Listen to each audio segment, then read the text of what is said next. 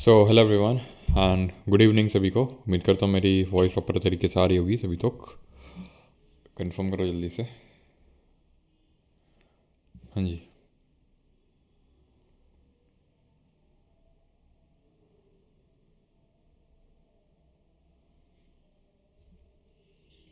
So hello everyone and good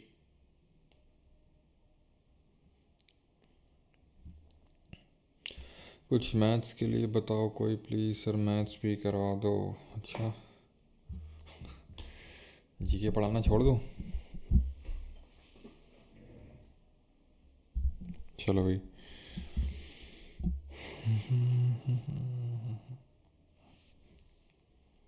sir all P Y Q sir all topic wise P Y Q Telegram पे मिलेगा क्या?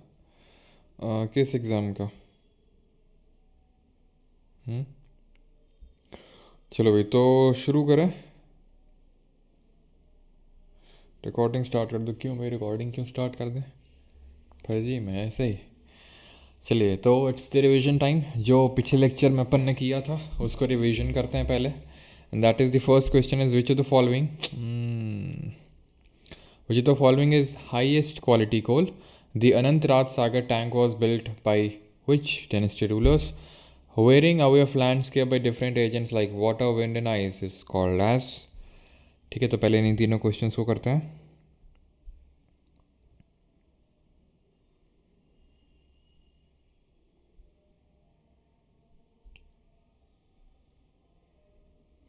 क्या voice लो है?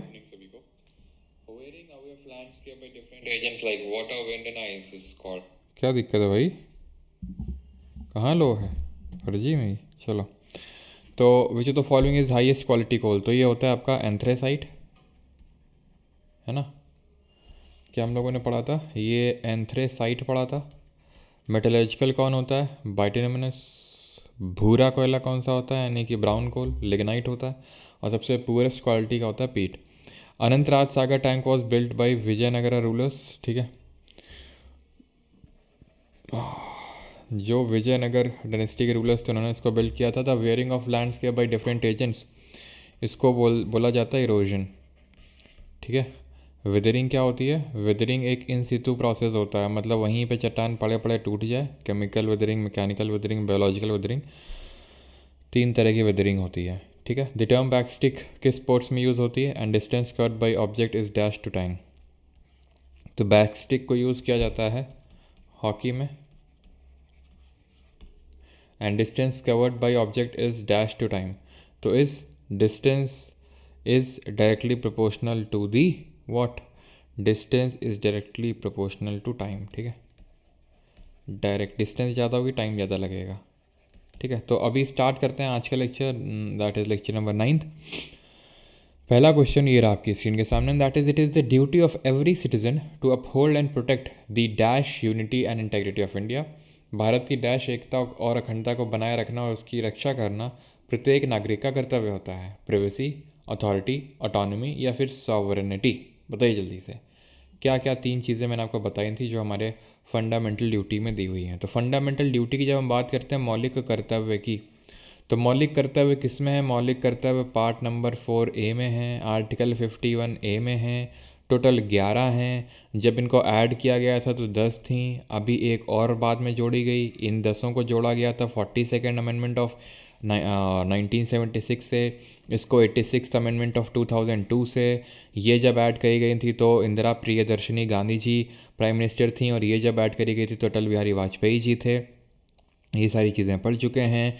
ये non justiciable nature होती हैं, यानी कि वादी योग्य नहीं होते हैं। एंड जस्टिस वर्मा कमेटी भी एक कमेटी बन चुकी है जिसने कि ये बताया था कि किस तरह से इनको इन्फोर्स यानी कि लागू किया जाए उसका तरीका बताया था। ठीक, तो अब हम ये भी शायद मैं आपको बता चुका हूँ कि किस तरह से याद करनी है। जैसे article 51A sub clause A है, सब क्लॉज बी है, सी है, डी है, ई है, एफ है, ठीक है, जी। और कितने लोगों ने कल टेस्ट दिया था ज़रा बताना तो कमेंट में।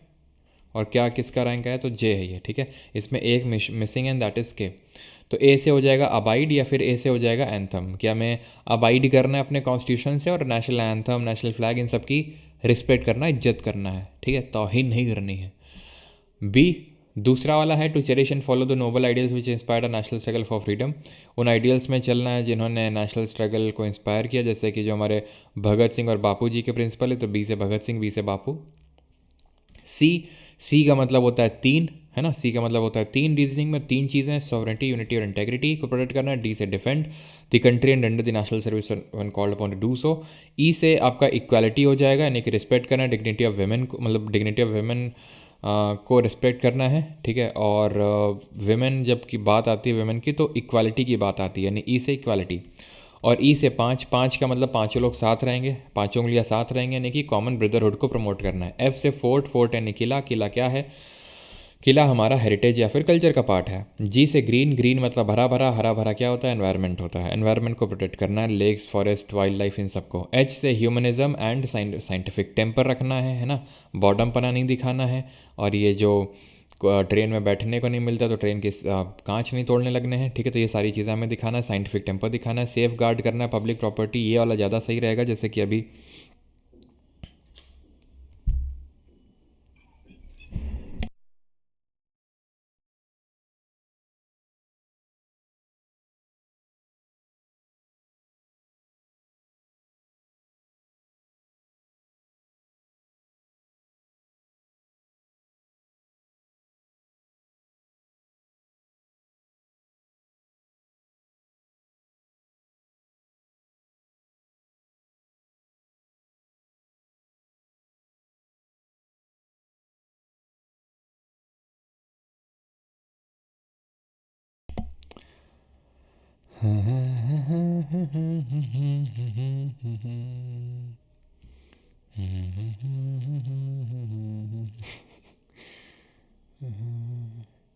जब स्टार्ट किए थे तुम गधों कहीं के, तुमको दिख ना रहा था?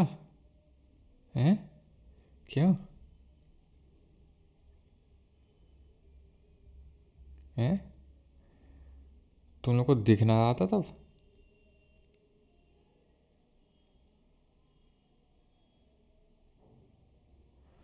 पता चल गया सर, क्वेश्चन पूछ को बेटा। ये तुम्हें आज पता चला है? रेडियो का आज प्रोग्राम है क्या? टेलीविज़न का प्रोग्राम कीजिए। अच्छा, अरे यार ये पता नहीं है, जब से ये मैकबुक लिया है पता नहीं क्या दिक्कत है, अपने आप फ्रीज़ क्यों हो जाता है भाई? ये क्या दिक्कत है इसके साथ? दो दिक्कतें इसके साथ बहुत ज़्यादा। एक तो ये फ्रीज़ हो जाता है, स्क्रीन फ्रीज़ हो जाएगी, और हल्का सा माइक हिल गया तो वॉइस चली जाती है। क्या दिक्कत है भाई? तो क्या किया जाए भैया बताओ? हम्म? आप तो सीधा स्टार्ट हो गए आते आते, बिल्कुल हम सीधा स्टार्ट हो जाते हैं, ज़्यादा इधर उधर। पाकिस्तान हार गया नीलेश, हाँ ये कर लेते हैं पहले, है ना बेटा। हारे हुए लगभग कितने 20 घंटे तो हो ही चुके हैं, अभी भी तुम वहीं पड़े हुए हो। हैं? पाकिस्तान हार गया, तुम इसी में खुश हो? पाकिस्तान हार गया, अरे हार गया तो क्या हो गया पाकिस्तान? हैं? और जीत भी जाता तो क्या हो जाता? ठीक है, हो गया सो हो गया, अब यहाँ फोकस कर लो। तोड़ दिया जाए। अच्छा, फिर से मैं रिपीट नहीं करने वाला बेटा, मेरे में क्षमता ना है अभी इतनी, ठीक। तो अब जो तुमने सुना उसी से फील करने की कोशिश करो, हम आगे बढ़ते हैं, ठीक है। तो जो अभी प्रॉपर्टी वगैरह तोड़ी जा रही है रेलवे की, बाकी रिवीजन मतलब तुम लोग यार बताया तो करो। किसी एक को नंबर देना पड़ेगा जो क्लास स्टार्ट होते ही ज्वाइन होता है। अब जैसे मेरे पास कॉल ही आया, ठीक है, कि ऐसा हो रहा है। अब सोचो अगर शुरू में आ गया होता तो दिक्कतें ना आती शायद। कोई नहीं, होता है। हम्म, चलो, तो ये रिवीजन वाले क्वेश्चन थे, देन हमने स्टार्ट किया था, ये क्वेश्चन था, ठीक है। तो इसका आंसर हो जाएगा सॉवरेनिटी, ठीक है। आंसर इसका हो जाएगा sovereignty, unity and integrity of India, ठीक है। भारत की संप्रभुता, एकता और अखंडता को बनाए रखने और उसकी रक्षा करना प्रत्येक नागरिक का कर्तव्य होता है। किसी को अगर पता हो ये फ्रीज वीज वाला तो बताना क्यों ये फ्रीज़ हो जाता है। देन आई में क्या है? आई में आपका पब्लिक प्रॉपर्टी सेफ गार्ड करना है। An eye for an eye will make the whole world blind, हमने ऐसे याद किया था। कोई आपको आँख दिखा रहा है, आप भी उसको आँख दिखाओगे तो ऐसे तो पूरा जग अंधा हो जाएगा, गांधी जी बोले थे, हमने नहीं बोला है, ठीक है। हमारा तो ये कहना है कि अगर कोई आँख दिखाए तो उसकी उसकी आंखों में तेजाब डाल दो। ठीक है, तो ऑप्शन नंबर डी यहाँ पे सही आंसर होगा। तो जे क्या है, to strive towards excellence in all spheres of individual and collective responsibility. ठीक है, तो जे से याद करना जडेजा, जड्डू। जडेजा क्या है, बैटिंग भी करते हैं, बॉलिंग भी करते हैं, फील्डिंग भी करते हैं, सब बढ़िया करते हैं, हर फील्ड में एक्सेलेंट। और के 11th नंबर की ड्यूटी जिसमें कि बच्चों को एजुकेट करना है, ऐसा गार्जियंस को बोला गया है। ठीक है, गार्जियंस को बोला गया कि बच्चों को वो करो। ठीक है, आवाज़। अगला क्वेश्चन, हाँ गंगा जल डाल दो भाई। ठीक है, सॉरी सॉरी, तेजाब गलती से निकल गया, गंगा जल डाल दो भाई। गंगा जल डाल दो अगर कोई आंख दिखाता है तो। दी प्रोपो ये आंख दिखाता है। The proposed Rowlatt Act of 1919 allowed detention of political prisoners without trial for 1919 के प्रस्तावित रॉलेट अधिनियम ने डैश के लिए राजनीतिक कैदियों को बिना मुकदमे के हिरासत में रखने की अनुमति दी। 6 months, 1 year, 2 months या फिर 2 years। तो आई थिंक सभी को पता है, ये आपका है एनार्कियल एंड रेवोल्यूशनरीज क्राइम्स एक्ट। ठीक है, revolutionaries crimes act of 1919। it was a permanent replacement for the Defense of India Act of 1915। Defence of India act आया था वॉर टाइम में। अगर कोई भी फॉरेनर इस तरह से आता है और इस तरह से कम्युनिज़म या फिर सोशलिज्म के आइडियाज़ को स्प्रेड करता है, उसको तुरंत डिपोर्ट कर दिया जाएगा और ये सारी चीज़ें। तो ये डिफेंस ऑफ इंडिया एक्ट आया गया था लगाम लगाने के लिए, वॉर टाइम में टेम्प्रेरी एक्ट था, तो इसका परमानेंट रिप्लेसमेंट लाया गया था एनार्कियल एंड रेवोल्यूशनरीज क्राइम्स एक्ट के थ्रू।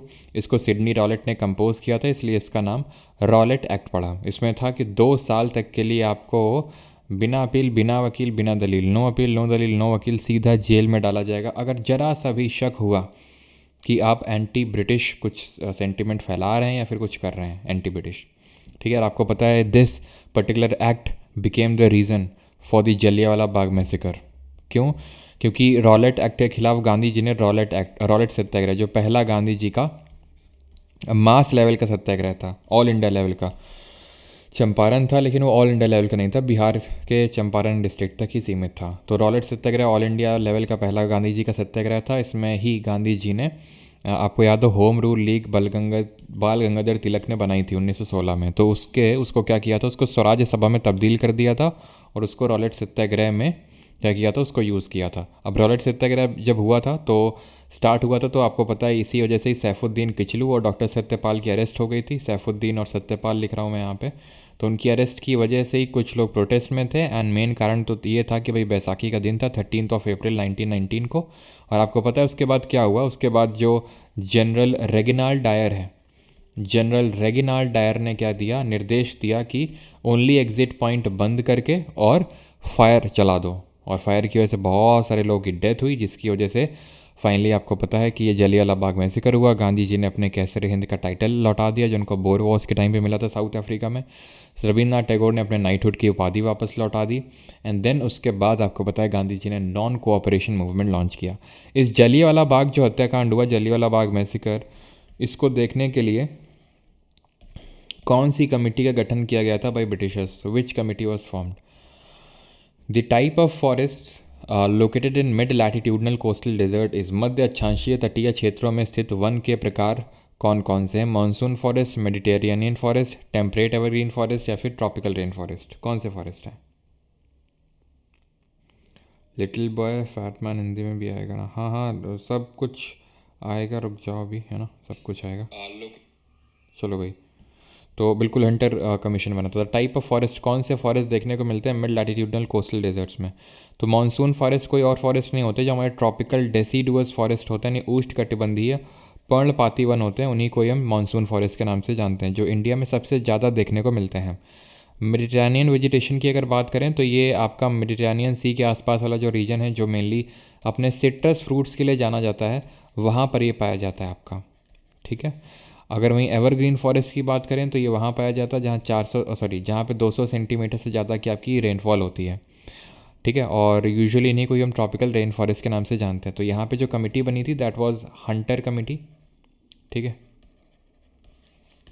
और दोषी तो उसने माना था रेगिनाल्ड डायर को, लेकिन उस पर कोई मुकदमा नहीं चलाया था। ऑलराइट, बाकी अगर हम बात करें यहाँ पर किस तरह का वेजिटेशन देखने को मिलता है, तो डेसिडुअस को वैसे भी हम दो पार्ट्स में कैटेगराइज करते हैं। एक को बोलते हैं मॉइस्ट डेसिडुअस और एक को ड्राई डेसिडुअस। मॉइस्ट किसको बोलते हैं? मॉइस्ट उसको बोलते हैं जहाँ 150 से लेके 200 सेंटीमीटर तक रेनफॉल होती है, और ड्राई उसको बोलते हैं जहाँ पे 70 से लेके 150 सेंटीमीटर तक के बीच में रेनफॉल होती है।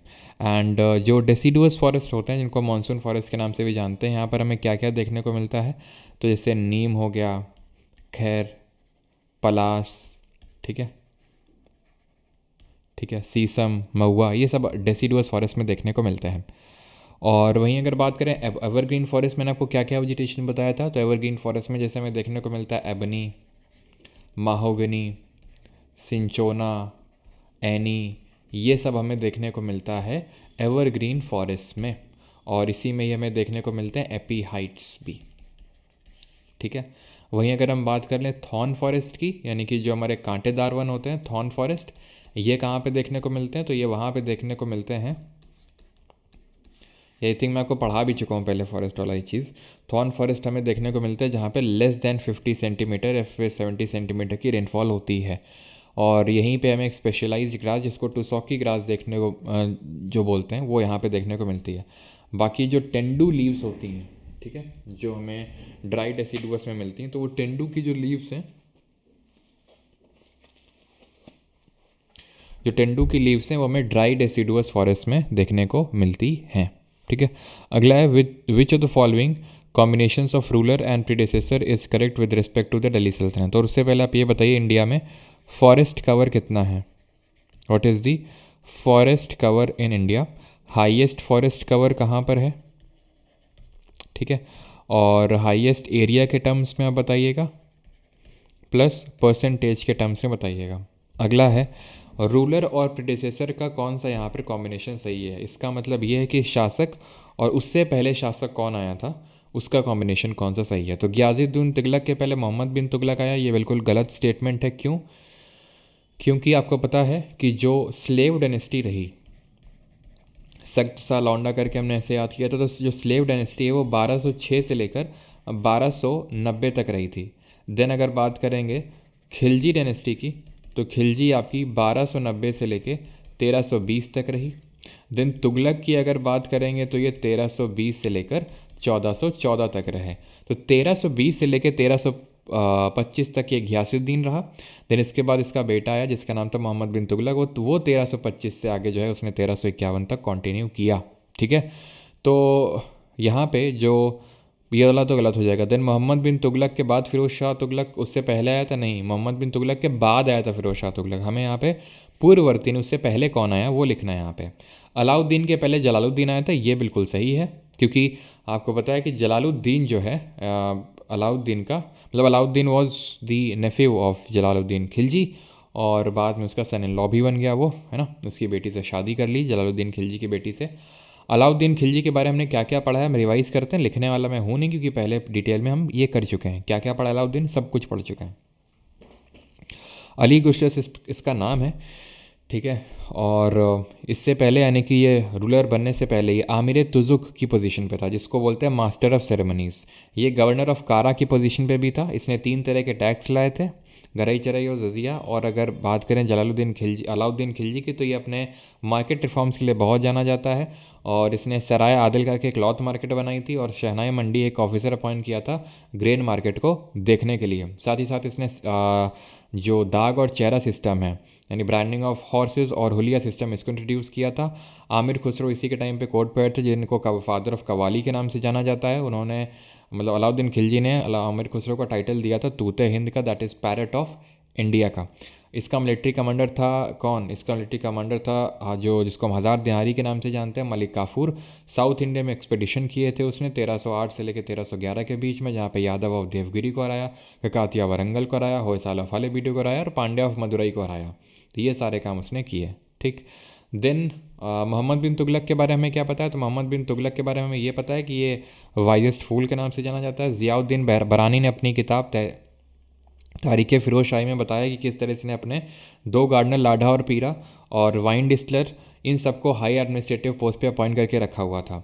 इसका तो ये मैंने बताया था कि इसने एक दीवाने कोई करके एक एग्रीकल्चर डिपार्टमेंट इस्टेब्लिश किया था, और मैंने बताया था 2-3 चीज़ें आपको बताऊंगा आगे, तो वो अब बता देता हूँ मैं आपको। एंड दैट इज़ कि वाइजेस फुल क्यों बोलते हैं मेनली, तो इसने एक क्या किया था, इसने तो कैपिटल शिफ्ट किया था दिल्ली टू दौलताबाद इसने, फिर दौलताबाद जिसको पहले देवगिरी के नाम से जाना जाता था, दौलताबाद, जो फिर बाद में आपका औरंगाबाद हुआ, ठीक है। देन वो आज संभाजी नगर है, औरंगज़ेब का नाम हटा के संभाजी नगर उसका किया गया है, मतलब अभी नहीं, मूवी छावा मूवी आने के बाद नहीं, वो पहले से ही काफ़ी ना, मतलब बहुत पहले भी नहीं, जब से बीजेपी आई तब उन्होंने किया, ठीक है।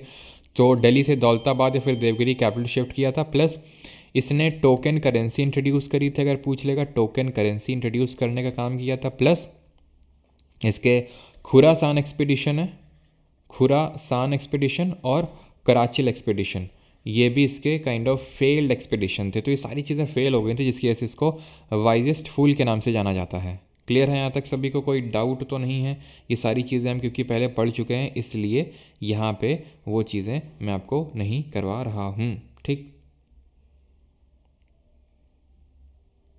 ठीक है, अब देखना पड़ता है, नहीं पता चला। चलो, तो यहाँ पर मैंने पूछा था आपसे फॉरेस्ट कवर कितना है, तो 24.6%। हाईएस्ट फॉरेस्ट कवर की अगर बात करेंगे तो मध्य प्रदेश, ठीक है। और परसेंटेज के टर्म्स में मिज़ोरम, और हाईएस्ट लॉस जो नोटिस किया ना,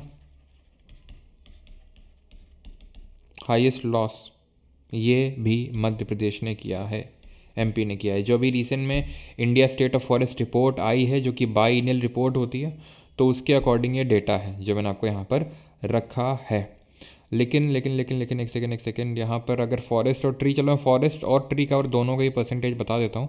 forest cover plus tree cover, forest plus tree cover, तो दोनों का ही आप नोट कर लो, एंड दैट इज़ 25.17%, सॉरी हाँ 25.17% है फॉरेस्ट और ट्री कवर का, दोनों का मिला के, ठीक है।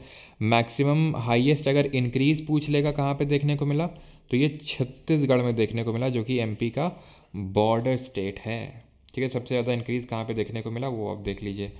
एंड ठीक है, और तो कुछ नहीं है, बस वो एमपी पहले भी टॉप पे था और अभी भी टॉप पे ही है। आगे बढ़ते हैं, हरियाणा में ऑलमोस्ट नील है फॉरेस्ट कवर। अगला क्वेश्चन है, that is where was the jute factory in India establish, तो पहली जूट फैक्ट्री, जूट का पहला कारखाना कहाँ पर स्टैब्लिश हुआ था? सबका सही। चलो, तो ये मैं आई थिंक आपको बता चुका हूँ कि ये रिशरा वेस्ट बंगाल में थी, एकलैंड मिल थी।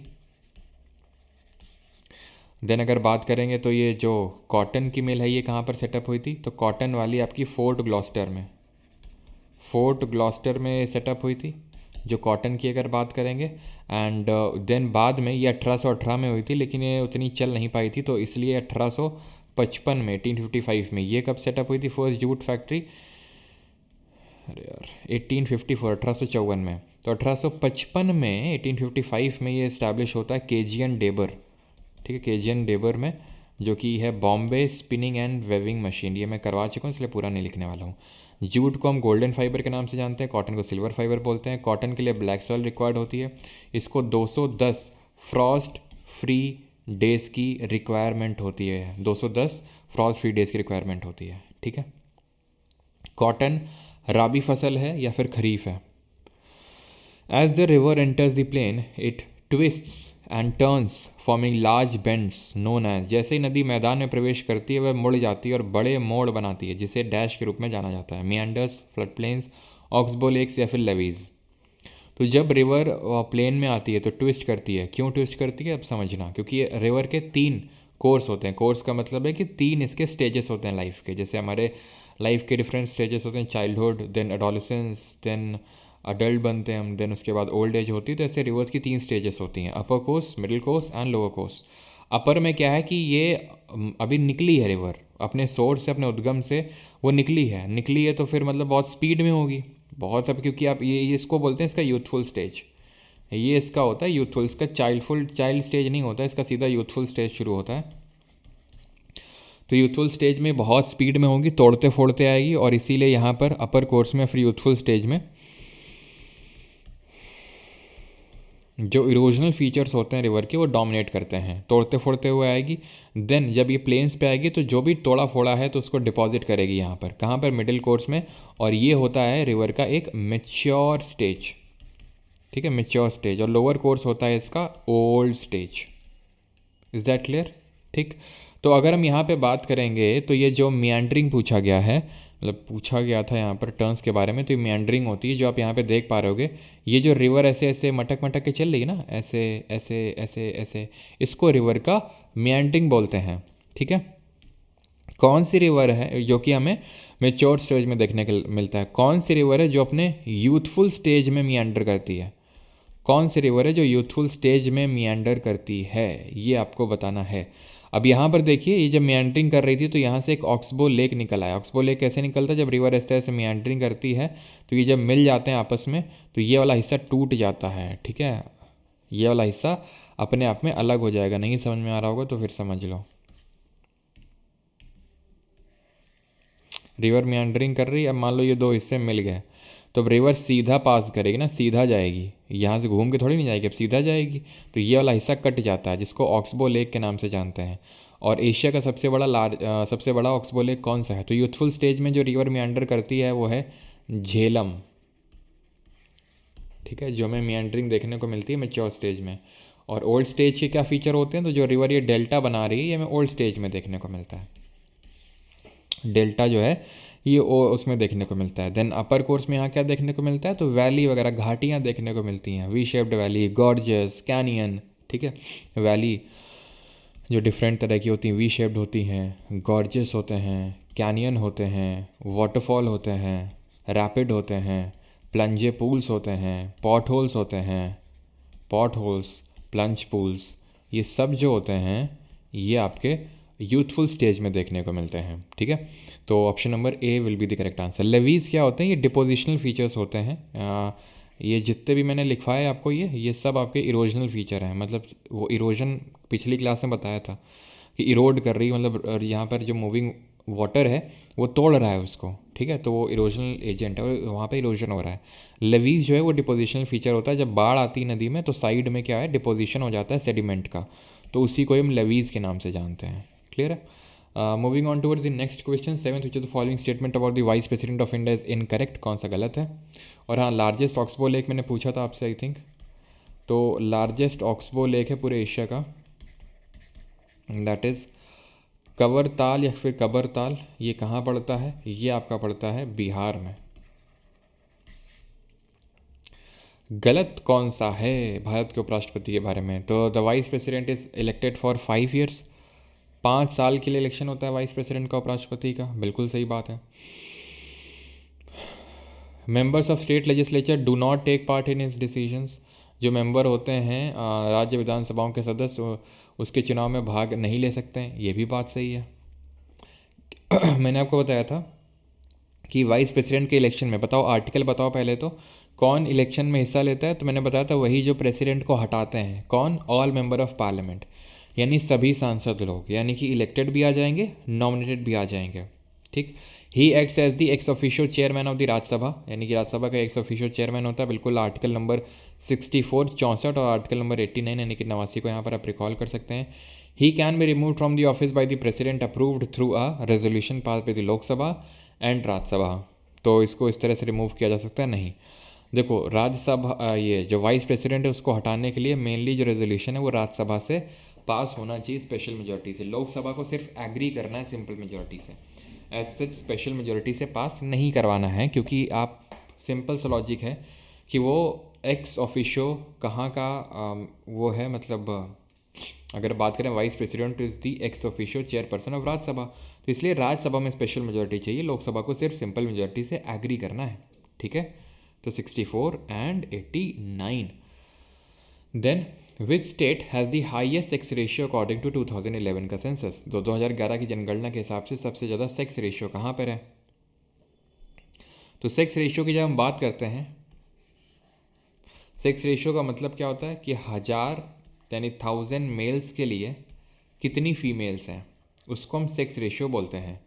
अब सेक्स रेशियो की बात करेंगे तो 2011 का जो सेंसस है उसके हिसाब से यहाँ पे सेकंड करिएगा, ठीक है, सेकंड करिएगा, यहाँ पे सेकंड आई सेक्स रेशियो में पूछ रहा हूँ, ठीक है। 2011 की जनगणना के हिसाब से ये सेक्स रेशियो 2001 में 933 था, 933, और अभी ये 943 है, 943 है, ठीक है। और अगर चाइल्ड सेक्स रेशियो पूछेगा, लेकिन चलो छोड़ो, अभी करेंगे उसको भी, लेकिन पहले ये देखते हैं कि सबसे हाईएस्ट कहाँ पर है। तो हाईएस्ट अगर पूछेगा तो केरला में है 1084।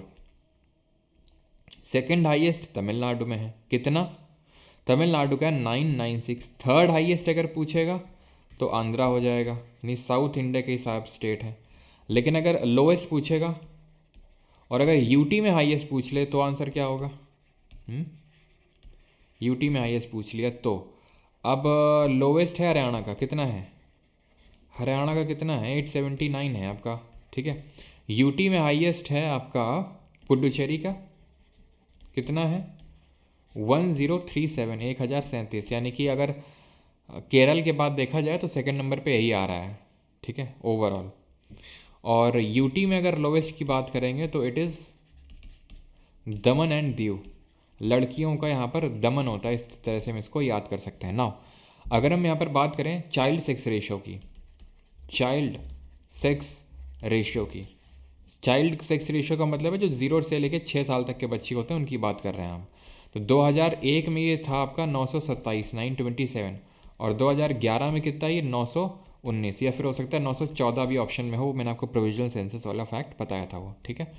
For how many days is the hornbill festival held, तो जो हॉर्नबिल उत्सव है ये कितने दिनों तक मनाया जाता है, 15, 10, 5 या 20। सर मेरे पीडीएफ कोर्स में इस बैच के नोट्स ऐड नहीं हो रहे हैं, प्लीज़ रिप्लाई। पीडीएफ कोर्स में नहीं भैया, कोर्स वाला जो मेन कोर्स होता है उसी में सिर्फ ऐड होते हैं, ठीक है। अब से एक कोर्स के अंदर ऐसा तो है नहीं सारे कोर्स के मतलब पीडीएफ ऐड होते जाएंगे।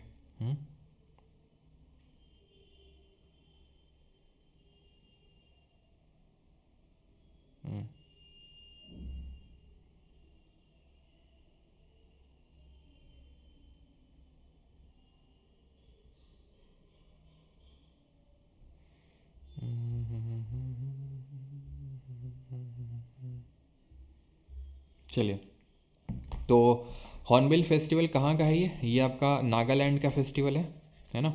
और किस तरह से यहाँ के फेस्टिवल्स को याद करते हैं, तो भाई जो नाग लोग हैं वो बिल में रहते हैं अपने, रहते हैं कि नहीं रहते हैं, और वो नागिन लोगों को बुला रहे हैं, कैसे, आओ आओ आओ आओ करके बुला रहे हैं।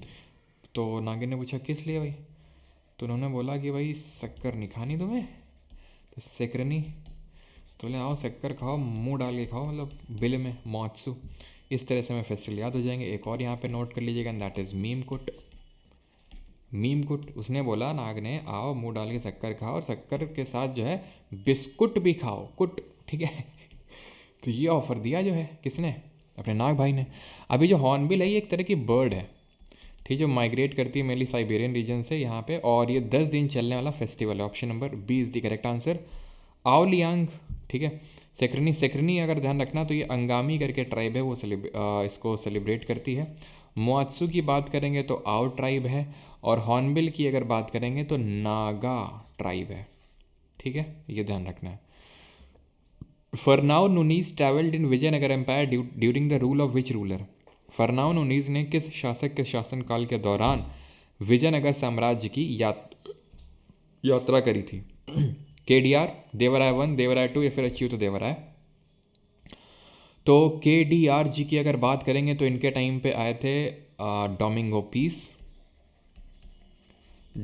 पीस एंड जोर्ते बारबोसा, ठीक है। ये दोनों लोग आए थे कृष्णदेवराय जी के टाइम पे। दोनों कहाँ से आए थे, दोनों आए थे पोर्चुगल से, ये दोनों पोर्चुगल से आए थे। देन देवराय 1 की अगर बात करेंगे तो इनके टाइम पे आए थे आपके निकोलो दी कॉन्टी, इटली से आए थे ये, निकोलो दी कॉन्टी इटली से भेजे गए थे ये। देवराय 2 की बात करेंगे तो इनके टाइम पे आया था पर्शियन ट्रैवलर जिसका नाम था अब्दुल रज़ाक। क्या नाम था, अब्दुल रज़ाक। ये कहाँ से आया था, ये आया था पर्शिया से। एंड अच्युत देवराय के टाइम पे थे फरनाओ नुनीज, जो अगेन एक पोर्चुगीज़ ट्रैवलर थे। विजयनगर एम्पायर के रिगार्डिंग हमने क्या क्या याद कर रखा है, जो हमने पिछली क्लास में याद किया था. लेट अस रिकॉल क्विकली कि Vijayanagar meaning city of victory, capital Hampi based on the name of the goddess Pampa Devi, situated on the banks of Tungabhadra river. इनको बोला गया नरपति, बहमानी वालों को अश्वपति और उड़ीसा के रूलर वालों को गजपति. कुदिरई चट्टी कौन होते थे? हॉर्स के ट्रेडर होते थे इनके टाइम पे. ठीक. और इनके कंटेम्प्रेरीज, इनके समकालीन, इनको किस नाम से जानते थे ये बताइए जल्दी से. के से नाम शुरू होता है. संगम, सुलुफ, तुलुफ, अराई वीडियो डायनेस्टी थी. पहले संगम हरियर बुक्का इसके फाउंडर थे, देन सुलुफ, देन तुलुफ, तुलुफ नरसिम्हा इसके फाउंडर थे, देन अराई वीडू. कर्नाटक साम्राज्यमऊ के नाम से जानते थे, ये फैक्ट सब पढ़ चुके हैं. देन बैटल हुआ था, बैटल ऑफ तालीकोटा, जिसको बैटल ऑफ राक्षसी तांगड़ी के नाम से भी जानते हैं. तांगड़ी 1565 में. 1556 में कौन सा बैटल हुआ था? 1556 में. Who moved the objective resolution that was later adopted as the preamble of the constitution of India. तो किसने ये मूव किया था जिसको बाद में प्रीएम्बल के तौर पे अडॉप्ट किया था?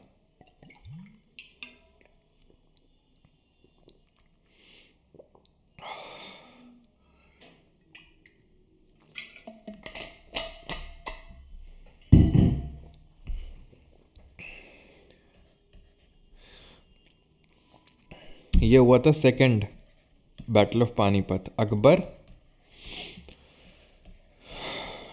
की फोर्सेस जिनको बैरम खान लीड कर रहा था versus Hemchandra Vikramaditya. In short Hemu. कौन लीड कर रहा था? बैरम खान लीड कर रहा था फोर्सेस को.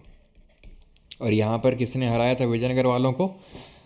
Collective forces of Bijapur, Ahmednagar, Golconda ने. और अली रामा राय उस टाइम पे रूलर थे. एंड लास्ट रूलर कौन थे विजयनगर एम्पायर के? श्रीरंगदी थर्ड. नाउ ऑब्जेक्टिव रेजोल्यूशन किसने मूव किया था कॉन्स्टिट्यूएंट असेंबली में? तो it was moved by Jawaharlal Nehru. कब मूव किया था? 13 दिसंबर 1946 को. अडॉप्ट कब किया था कॉन्स्टिट्यूएंट असेंबली ने? When did it adopted? पहली सीटिंग कब हुई थी कॉन्स्टिट्यूएंट असेंबली की? 9 दिसंबर 1946 को पहली सीटिंग हुई थी. 13 दिसंबर को मूव किया था और अडॉप्ट किया गया था इसको 22 ऑफ जैन 1947 को अडॉप्ट किया था कॉन्स्टिट्यूएंट असेंबली ने. बाद में जाके प्रियम्बल का रूप लेता है, but always remember preamble was formed after the entire constitution was made. Complete हो गया तो उसके बाद प्रियम्बल बना था. ये बताओ जरा कि प्रियम्बल के बारे में आपको ये चीज़ें बताई हैं कि नहीं? प्रियम्बल मैंने अभी तक आपको पढ़ाया है कि नहीं पढ़ाया है? सारी चीज़ें जो प्रियम्बल के बारे में पढ़ते हैं वो सारी चीज़ें अभी मैंने आपको बताई हैं या नहीं बताई? ये बताओ जल्दी से. देन अम्बेडकर जी की अगर बात करें तो ये कॉन्स्टिट्यूएंट असेंबली के चीफ ड्राफ्ट्समैन नहीं थे. तो कौन थे? ये ड्राफ्टिंग कमेटी के चेयरपर्सन थे. चीफ ड्राफ्ट्समैन कौन था? एस से नाम शुरू होता है. ड्राफ्टिंग कमेटी के चेयरमैन थे. और उसमें कितने मेंबर्स थे? 7 थे. ठीक.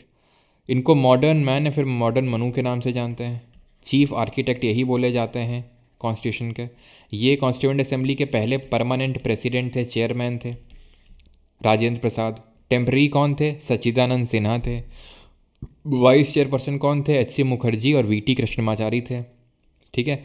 और आपके क्या बोलते हैं जो लीगल एडवाइज़र कौन थे कॉन्स्टिट्यूएंट असेंबली के? Legal adviser S N Mukherjee. सही है. ठीक है. तो चीफ ड्राफ्ट्समैन जो हैं, चीफ ड्राफ्ट्समैन सभी ने सही लिखा है. चीफ ड्राफ्ट्समैन ये थे एस एन मुखर्जी. प्रियम्बल वाला बताया नहीं यार किसी ने? नो नहीं बताया. ठीक है. चलो फिर कर लेते हैं question. B N Rao, Benegal Narasimha Rao. और अपने हाथ से किसने लिखा था? कैलीग्राफी किसने करी थी? कैलीग्राफी किसने करी थी? तो प्रेम बिहारी नारायण रायज़दा. इन्होंने क्या किया था? अपने हाथों से इसको लिखा था. और इसको डेकोरेट करने का वो काम किसने किया था? नंदलाल बोस ने. वसंत कृष्ण वैद्य ने इसको हिंदी में लिखा था. हिंदी में. ठीक है. हिंदी में कैलीग्राफी करी थी. और इन्होंने इंग्लिश में कैलीग्राफी करी थी.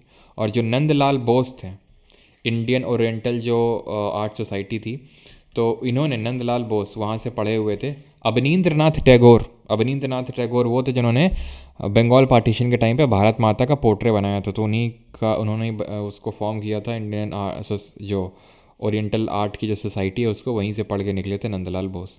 विच of the following led English company in battle of Plassey? Plassey के युद्ध में किसने लीड किया था इंग्लिश कंपनी को? तो ये देख चुके हैं कि 1757 में हुआ था और इसमें रॉबर्ट क्लाइव ने लीड किया था। बक्सर में किसने लीड किया था ये बताएंगे। और इस टाइम पे मुग़ल शासक कौन था ये भी आपको बताना है। तो बक्सर में हेक्टर मुनरो ने ब्रिटिश फोर्सेस को लीड किया था। और बक्सर के बाद, बक्सर कब हुआ था? 1764 में, 1764 में। तो इसके बाद 1765 में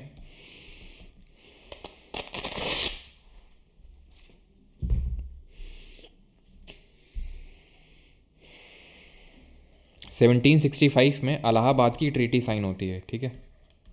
इलाहाबाद की ट्रीटी साइन होती है और वो क्लाइव ने साइन करवाई थी, समझ रहे हो आप? क्लाइव ने साइन करवाई थी और वॉरेन हेस्टिंग ने उस डुअल गवर्नमेंट, जो इलाहाबाद की ट्रीटी के बाद जो डुअल गवर्नमेंट शुरू हुई थी बंगाल, ठीक है, आपको पता है कि बंगाल, बिहार और उड़ीसा के दीवानी राइट ले लिए थे ब्रिटिशर ने, और जो निज़ामत फंक्शंस हैं वो 56 लाख के रेवेन्यू पे परफॉर्म करने का वायदा किया था। तो इस डुअल कंट्रोल को वॉरेन हेस्टिंग ने 1772 में ख़त्म कर दिया था, जो क्लाइव लाया था।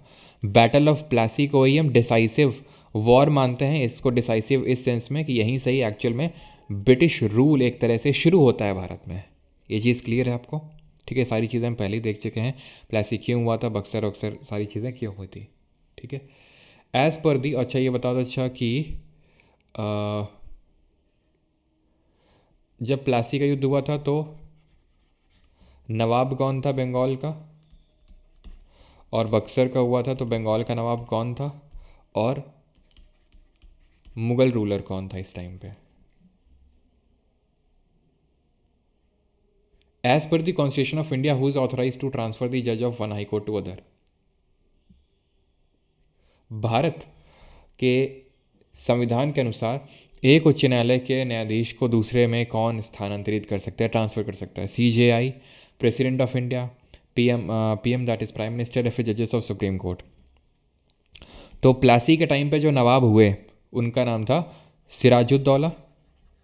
पहले नवाब कौन थे बंगाल के? पहले नवाब कौन थे जिनका ओरिजिनल नेम क्या था? बताओ जल्दी से। सूर्य नारायण मिश्रा ओरिजिनल नेम था, बाद में क्या नाम पड़ गया था। और सिराजुद्दौला से पहले कौन था? अलीवर्दी खान था। मुग़ल शासक की बात करेंगे तो इस समय आलमगीर था, आलमगीर सेकेंड। और बक्सर के टाइम पे शाह आलम टू, जिसने कि खुद बक्सर के युद्ध में पार्टिसिपेट किया था। इसने तो प्लासी के युद्ध में पार्टिसिपेट नहीं किया था, लेकिन इसने किया था बक्सर के युद्ध में पार्टिसिपेट। और नवाब इस समय कौन था? नवाब इस समय एक तरह से मीर कासिम हुआ करता था, और कासिम ने ही क्या किया था? बक्सर के युद्ध में चैलेंज कर दिया था ब्रिटिशर को, ठीक है। तो ये चीज़ पता होनी चाहिए आपको। मुर्शिद कुली खान, बिल्कुल सही, मुर्शिद कुली खान, यस। चलो, as per the constitution of India who is authorise to transfer the जज of one high court to other? एक उच्च न्यायालय से दूसरे उच्च न्यायालय में स्थानांतरित करने का अधिकार किसको है? तो ये अधिकार क्या CJI को, या प्रेसिडेंट को, PMO को, या फिर एनी जज ऑफ द सुप्रीम कोर्ट को? तो ऑब्वियस ही बात है यार, प्रेसिडेंट को ये पावर मिलेगा। Option number B will be the correct answer. और ये किस आर्टिकल में दिया हुआ है? तो आर्टिकल नंबर 222, ठीक है, 222, ट्रांसफ़र, आर्टिकल 222, जिसके तहत ट्रांसफ़र कर सकता है प्रेसिडेंट ऑफ इंडिया CJI की रिकमेंडेशन पे। CJI को से रिकमेंडेशन लेगा, जहाँ से ट्रांसफ़र हो रहा, जहाँ पे ट्रांसफ़र हो रहा है उनकी रिकमेंडेशन लेगा, ठीक है। कौन? प्रेसिडेंट। तो इसी को हम कॉलेजियम सिस्टम बोलते हैं। कॉलेजियम क्या होता है? कॉलेजियम इस पहली बात तो कॉन्स्टिट्यूशन में कहीं पे भी लिखा हुआ नहीं है, कॉलेजियम कहीं पे भी नहीं लिखा हुआ, not mention anywhere in the constitution.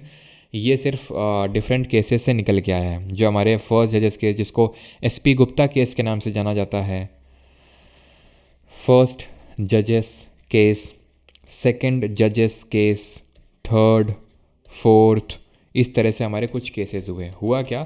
Third के बाद एक अमेंडमेंट किया हमारे पार्लियामेंट ने कॉन्स्टिट्यूशन में, 99th कॉन्स्टिट्यूशनल अमेंडमेंट, जिससे कि इस कॉलेजियम प्रथा को हटा के एक NJAC करके बॉडी लाए थे, national judicial appointment commission. Fourth जो जजेस केस था उससे सुप्रीम कोर्ट ने बोला कि ये अनकॉन्स्टिट्यूशनल है, असंवैधानिक है, और इसको भी नल एंड वॉइड डिक्लेयर कर दिया और फिर से कॉलेजियम सिस्टम को ही क्या कर दिया, रिस्टोर कर दिया कि जजेस का रिकमेंडेशन लेना ज़रूरी है व्हेन प्रेसिडेंट अगर किसी को अपॉइंट कर रहा है या फिर ट्रांसफ़र कर रहा है तो। In which of the following years was the treaty of Salbai sign, निम्नलिखित में से किस वर्ष में सालबाई की संधि पर हस्ताक्षर किए गए थे? 1769, 1870, 1800 या फिर 1782। सालबाई की यहाँ पर बात हो रही है। तो सालबाई की संधि हुई थी after first Anglo Maratha war, ठीक है, पहले एंग्लो मराठा वॉर के बाद ट्रीटी ऑफ सालबाई हुई थी। अब पहला एंग्लो मराठा वॉर कब हुआ था? तो 1775 से लेके 1782 के बीच में हुआ था, ठीक है। तो यहाँ पर लिख देता हूँ मैं, फर्स्ट वाला जो है एंग्लो मराठा जो वॉर है ये 1775 से लेकर 82 के बीच में हुआ। सेकेंड एंग्लो मराठा वॉर ये 1803 1803 से लेकर 1805 के बीच में हुआ। थर्ड एंग्लो मराठा वॉर की बात करेंगे तो 1817 1817 से लेकर 1818 के बीच में हुआ। और तीसरे के बाद तो मामला ख़त्म ही हो गया था, जहाँ पे ब्रिटिशर्स ने जो बाजीराव दी जो सेकंड है उनको बोला कि अंकल जी बिठूर चलो, परमार सर वहीं रहते हैं कानपुर में तो बिठूर कानपुर में इनको डिपोर्ट कर दिया गया। और यहीं से ही अगर आपको याद हो 1850 से इनका जो रिवोल्ट है नाना साहब फिर लीड करते हैं जो इनके अडॉप्टेड सन हुए, ठीक है। तो ये आपकी साइन हुई थी 1782 में, ऑप्शन नंबर डी सही आंसर होगा इसका। और फर्स्ट एंग्लो मराठा वॉर जब हुआ तो गवर्नर जनरल कौन था? तो वॉरेन हेस्टिंग था। याद कैसे रखोगे? वॉरेन हेस्टिंग ने 1772 में डुअल रूल को ख़त्म किया। 1772 के टाइम की तो कुछ बात हो रही है, कुछ याद आया, ठीक है। और सेकेंड एंग्लो मराठा वॉर जो हुआ ये वेलेस्ली के टाइम पे हुआ। वेलेस्ली क्या लाया था ज़रा बताओ जल्दी से, और ये शुरू किससे हुआ था? Started with a treaty. Treaty एक इससे पहले साइन हुई थी और वो ट्रीटी का नाम था ट्रीटी ऑफ बसाइन, जो 1802 में साइन हुई थी। ये ध्यान रखना, इंपॉर्टेंट है, ठीक है, क्लियर। एंड देन यहाँ पर अगर हम बात करेंगे तो वेलेस्ली लाया था आपका सब्सिडियरी अलायंस का पॉलिसी, सब्सिडियरी अलायंस लाया था। लेकिन उससे पहले मैं ये लिख देता हूँ, थर्ड वाला किसके टाइम पे हुआ था? ये हेस्टिंग्स के टाइम पे हुआ था, ठीक है। एंड देन जो पेशवा बाजीराव टू थे उनको भेज दिया गया बिठूर, जो गंगा किनारे है, कानपुर वाले जानते होंगे, ठीक है। देन वेलेस्ली ने क्या किया था? वेलेस्ली ने सब्सिडियरी अलायंस लेके आया, जिसको कि सहायक संधि के नाम से जाना जाता है। ये हम देख चुके हैं, ठीक है, सब्सिडी अलायंस के बारे में कि 1798 में लाया था वेलेस्ली, जिसके तहत मैंने पूरे आपको टर्म्स कंडीशंस भी बताए थे क्या था इसमें।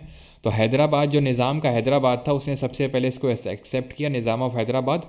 देन निज़ाम ऑफ हैदराबाद के बाद तंजौर ने इसको एक्सेप्ट किया 1799 में। देन मैसूर ने, क्योंकि आपको पता है मैंने सारे एंग्लो मैसूर वॉर पढ़ाए थे, 1799 में आखिरी एंग्लो मैसूर वॉर हुआ था, फोर्थ एंग्लो मैसूर, और उसके बाद जो है वुडेयर डायनेस्टी को रिस्टोर करवा के उससे भी साइन करवा लिया था 1799 में।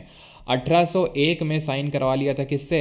अवध से, जो पहले क्या होता था? अवध होता है, इसका नाम क्या? अवध, ठीक है। आगे बढ़ते हैं। In which year Goa was given the option of merging with the state of Maharashtra, कि हमको ज्वाइन कर लो। फिर बोलता है कि सांप तो सांप ही रहेगा, और फिर आपको पता है क्या होता है, हम तो तुमको ऑप्शन दे रहे थे। गोवा को महाराष्ट्र राज्य में विलय का विकल्प किस वर्ष दिया गया था? 63 में, 67 में, 59 में, 58 में। तो ये जो ऑप्शन है, हम तो तुमको ऑप्शन दे रहे थे 1967 में, ऑप्शन नंबर बी। और आपको पता होना चाहिए कि गोवा जो है इसको स्टेटहुड कब मिला, किस अमेंडमेंट से मिला स्टेटहुड, थ्रू विच अमेंडमेंट? तो ये 56th कॉन्स्टिट्यूशनल अमेंडमेंट से मिला, और Goa became the 25th state of India. क्या समझे तो गुरु? और गोवा कब लिबरेट हुआ था? गोवा को कब लिबरेट किया गया था, किस ऑपरेशन के थ्रू लिबरेट किया गया था? तो गोवा से पोर्चुगीज़ को हटाया गया था। Portuguese were first one to come to India 1498, Vasco da Gama, Calicut, Zamorin, and last one to go 1961 में इनको भगाया गया ऑपरेशन विजय के थ्रू। ऑपरेशन पोलो हैदराबाद के लिए था। Who was the Mughal ruler when a massive rebellion against British rule broke out in 1857? और गोवा के रिगार्डिंग ज्योग्राफी में हमने क्या क्या पढ़ा है, जल्दी से बताओ, ज्योग्राफी में क्या क्या पढ़ा है हमने गोवा के रिगार्डिंग। तो 1857 रिवोल्ट के टाइम पे कौन था मुगल रूलर। तो गोवा के रिगार्डिंग ज्योग्राफी में हमने ये पढ़ा है, दो नदियां हैं जो वेस्टर्न घाट से निकलती हैं, एक का नाम है मंडोवी, एक का नाम है जुआरी। जुआ बहुत चलता है ना गोवा में। तो मंडोवी में है दूध सागर वाटरफॉल। कौन सी दूध सागर, जुआरी रिवर के ईस्टरी पे एक बना हुआ है हमारा मरमगांव करके पोर्ट। और गोवा की अगर बात करेंगे, ज़्यादा बात नहीं करते हैं, who was the Mughal ruler, तो कब था 1857 के रिवोल्ट पे कौन था, बहादुर शाह जफर, औरंगजेब, अकबर दी सेकंड या फिर फारूक सियार। फारूक सियार 1717 में जाने जाते हैं अपना फोड़ा ठीक करवाने के लिए। हाँ जी, फोड़ा हो गया था इनको, और इतना खुश हो गए थे एक ब्रिटिश फिजिशियन से, उसने मतलब ठीक कर दिया था कि ब्रिटिशर को एक गोल्डन फरमान जारी कर दिया। गोल्डन फरमान ये था कि आप हमें एक सर्टेन अमाउंट आप पे करो और बाकी आप टैक्स फ्री ट्रेड करो, 10 तक पासेस तक आप इशू कर सकते हो। तभी तो फिर ये बुलाए, कौन कौन बुलाया, सिराजुद्दौला नवाब बंगाल, बोलता इधर आओ, ठीक है। और बुलाया किसको, ब्रिटिशर्स को और फ्रेंच को, कि अब जो है ये सब नहीं चलेगा और कायदे से लाइन पे आ जाओ। तो ब्रिटिशर ने मना कर दिया और उसी को लेकर टसल हुआ, देन ब्लैक होल ट्रेजेडी हुई, देन बैटल ऑफ प्लेसी हुआ, ठीक है। अकबर दी सेकंड के बारे में बस इतना हमें पता होना चाहिए कि राजा का जो टाइटल है राजा राम मोहन राय को, वो इसी ने दिया था। औरंगज़ेब के बारे में तो पता ही आपको है, छावा, क्यों देखी, किस किस ने देख ली भाई औरंगज़ेब के बारे में, ज़रा बताओ क्या क्या चीज़ें तुमने देखी वहाँ पे औरंगज़ेब के बारे में, दरसकरिया के अलावा। तो बहादुर शाह जफ़र, जिसको कि हम लोग बहादुर शाह दी सेकंड के नाम से भी जानते हैं, तो इसके टाइम पे हुआ था। और किसने कहाँ से लीड किया था ये आप बताएंगे, आई थिंक हमने किया नहीं है। तो आपको पता है कि ये शुरू क्यों हुआ था, इसको हम सीपॉय म्यूटिनी के नाम से जानते हैं, बिकॉज सिपाही विद्रोह इसलिए जाना जाता है बिकॉज सिपाही इसके लिए मेनली रिस्पॉन्सिबल थे। वैसे तो बहुत सारे कारण थे इसके 1857 के रिवोल्ट के, लेकिन जो मेन इमीडिएट कॉज था 1857 के रिवोल्ट का, that was use of greased cartridges. नहीं देखा है क्या, अच्छा नहीं देखा, नहीं देखा, ओके ओके ओके, अभी नहीं देखी है, ओके कोई नहीं, चलो। तो यहाँ पर अगर बात करेंगे तो use of greased cartridges, use of greased cartridges जो है, यूज़ का यूज़ तात्कालिक कारण था, इमीडिएट कॉज था फॉर द 1857 का जो रिवोल्ट हुआ था, ठीक है। एंड आपको पता है कि इसके बाद जो हमारे मंगल पांडे जी हैं, मंगल पांडे जी को फांसी हो जाती है, कब, 8 अप्रैल 1857 को उनको फांसी होती है। देन फाइनली 10 मई, ये ठीक है, मंगल पांडे कौन थे, जिन्होंने इन चर्बी वाले कारतूसों का प्रयोग करने से मना कर दिया था कि हम इसका यूज़ नहीं कर पाएंगे, हमारा धर्म नष्ट हो सकता है। तो इन्होंने फायर कर दिया था अपने ऑफिसर पे। ये किस इन्फेंट्री से थे, तो 34th बंगाल नेटिव इन्फेंट्री से ये बिलोंग करते थे, नेटिव इन्फेंट्री से बिलोंग करते थे ये, ठीक है। और इसके बाद 10 मई को शुरू होता है 18, जहाँ पर दिल्ली चलो, यानी कि जो सिपाहीज थे उन्होंने क्या किया कि दिल्ली तक मार्च निकाला और घोषित कर दिया बहादुर शाह जफ़र, जो लास्ट मुग़ल रूलर हुआ, आखिरी मुग़ल, क्योंकि औरंगज़ेब के बाद तो पूरा ख़त्म ही हो चुका था। जो उस मूवी में दिखाया गया अच्छा हुआ वो काफ़ी हद तक सही है, जो शंभाजी का रोल जो प्ले कर रहे हैं विकी कौशल, जो बात बोलते हैं कि जब मैं मरूंगा तो हर घर में शंभा पैदा होगा, छावा पैदा होगा, और जब तू मरेगा तो तेरा ये मुग़ल जो शासन है उसका भी अंत हो जाएगा, और अंत हो भी गया एक तरह से उस औरंगज़ेब के बाद। पूरी तो ये मतलब जो पीक पे था, जेनिथ पे था, ठीक है, मुग़ल शासन, वो कुछ यूँ एकदम गिर गया, ठीक है। क्योंकि जो औरंगज़ेब है वो काफ़ी टाइम तक दक्खन में ही रहा, कभी वापस गया ही नहीं दिल्ली 20-25 साल तक। तो ये मेन रीज़न से। खैर दिल्ली से किसने लीड किया, कानपुर से किसने लीड किया, देन लखनऊ से किसने लीड किया, झांसी से किसने लीड किया, एंड बरेली से किसने लीड किया, फैज़ाबाद से किसने लीड किया, ये क्वेश्चन आपसे पूछ लेता है कभी कभी। तो दिल्ली से लीड किया जनरल भक्त खान ने, और अगर जनरल भक्त खान का ऑप्शन आंसर नहीं होगा, ऑप्शन में नहीं होगा, तो बहादुर शाह जफ़र या फिर बहादुर शाह दी सेकंड, ठीक है। कानपुर से नाना साहेब कौन थे, जो बाजीराव दी सेकंड थे पेशवा, उन्हीं के अडॉप्टेड सन थे। लखनऊ से बेगम हज़रत महल बेगम, ये कौन थी, तो नवाब वाजिद अली शाह, जो कथक बहुत करते थे, आखिरी नवाब अवध के, कथक करते थे बहुत, और वो जो ठुमरी स्टाइल ऑफ कथक है वो निकाल के लाए थे, तो उनकी ये बेगम साहिबा थी, बेगम हज़रत महल,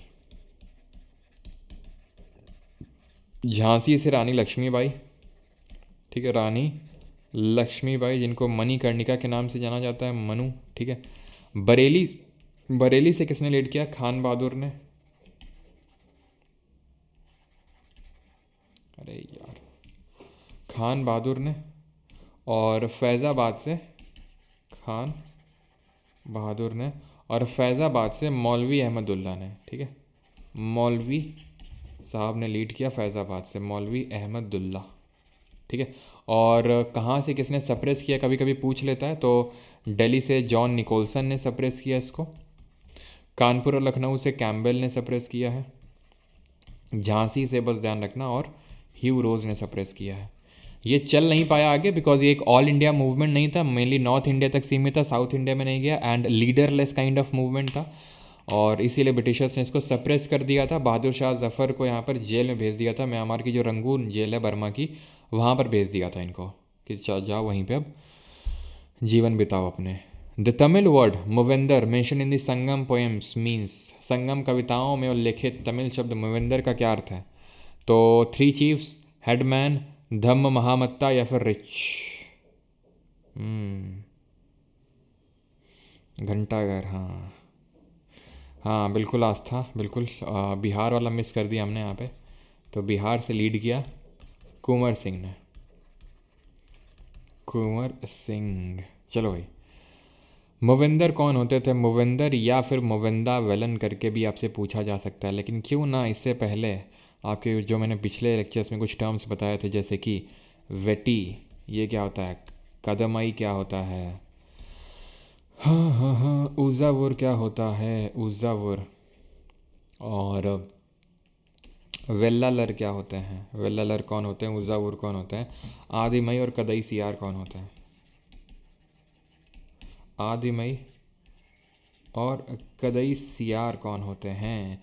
तो मुविंदर होते हैं 3 चीफ्स। 3 जो चीफ्स हैं किसके, कौन से 3 चीफ? जो Chera chief, the Chola chief, and the Pandya chief.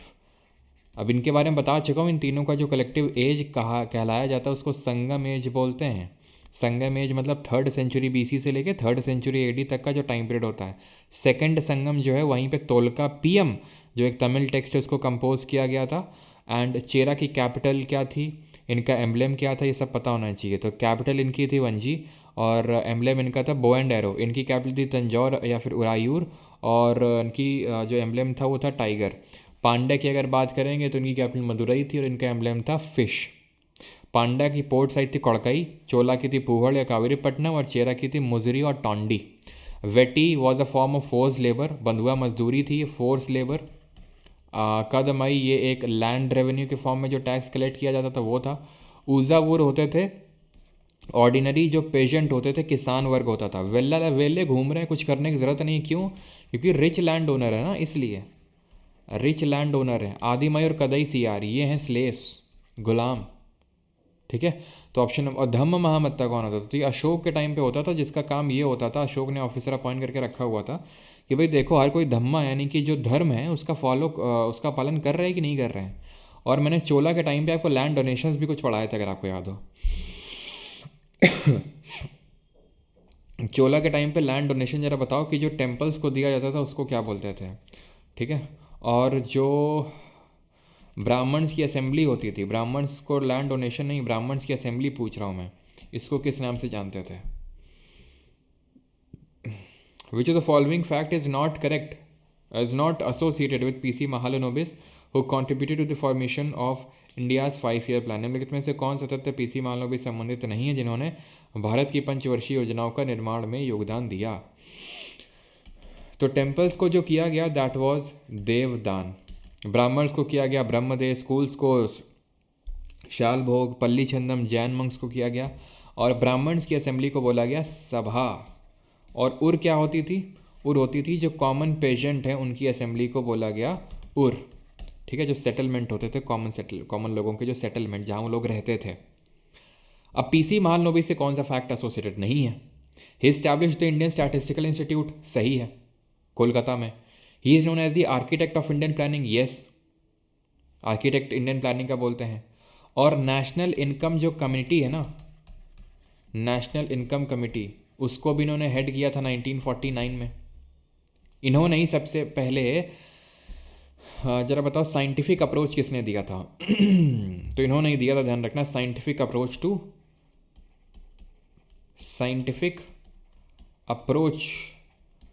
To planning, ठीक है, सॉरी, साइंटिफिक अप्रोच टू जो नेशनल इनकम है वो इन्होंने ही दिया था, पीसी महालनोबिस ने। संख्य जर्नल स्टार्ट किया था, इनका जन्म 1983 में हुआ था। गलत है, क्योंकि सेकंड 5 ईयर प्लान इन्हीं के मॉडल पे बेस्ड था। सेकंड 5 ईयर प्लान का जो ड्यूरेशन था, ठीक है, सेकंड 5 ईयर प्लान इन्हीं के मॉडल पे बेस्ड था, और उसका ड्यूरेशन आपको पता है 1956 से लेकर 61 तक था। तो उसके बाद तो मतलब कोई मतलब ही नहीं बनता ना, उनका जन्म हुआ होगा। तो एकदम ये वियर्ड ऑप्शन है जिसको आप आराम से एलिमिनेट कर सकते थे बिना किसी दिक्कत के साथ, ठीक है। क्लियर है?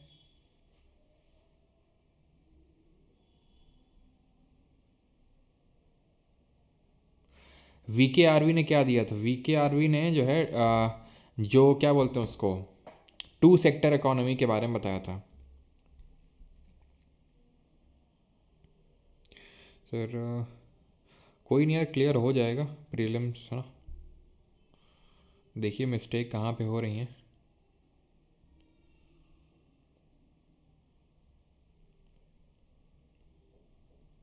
तो VKRV राव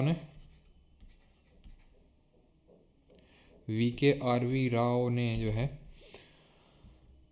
क्या, VKRV राव ने पूछा था ना क्या दिया, तो इन्होंने 2 सेक्टर इकोनॉमी दिया था, ठीक है। 2 सेक्टर इकोनॉमी के बारे में बताया था, 2 सेक्टर इकोनॉमी, ठीक है। और एक सेकेंड मैंने आई थिंक साइंटिफिक, हाँ यार साइंटिफिक अप्रोच भी इन्होंने ही दिया था, ठीक है। 2 सेक्टर इकोनॉमी दिया था, और साइंटिफिक अप्रोच जो है इन्होंने दिया था, लेकिन वो मतलब कंप्लीट काइंड ऑफ नहीं था, ठीक है। और कुछ यहाँ पे 2 सेक्टर इकोनॉमी ध्यान रखना, VKRV राव, और जो साइंटिफिक अप्रोच है, बाकी संघ जर्नल इंडियन प्लानिंग का चीफ आर्किटेक्ट बोलते हैं, इंडियन स्टैटिस्टिकल इंस्टीट्यूट स्टैब्लिश किया था, और नेशनल इनकम कमेटी को लीड किया था उन्होंने, हेड थे उसके। परमहंस मंडली जो 1840 में बनी थी, एट कहाँ पर, to work for the abolition of caste. तो परमहंस मंडली के साथ ही साथ आप बताएंगे जो प्रार्थना समाज है, फिर प्रार्थना सभा है, वो कब बना और कहाँ बना? प्रार्थना समाज। तो परमहंस मंडली 1840 में, आपको पता है बॉम्बे में प्रार्थना समाज ही बॉम्बे में बना, इसको बनाया दादोबा पंडुरंग ने।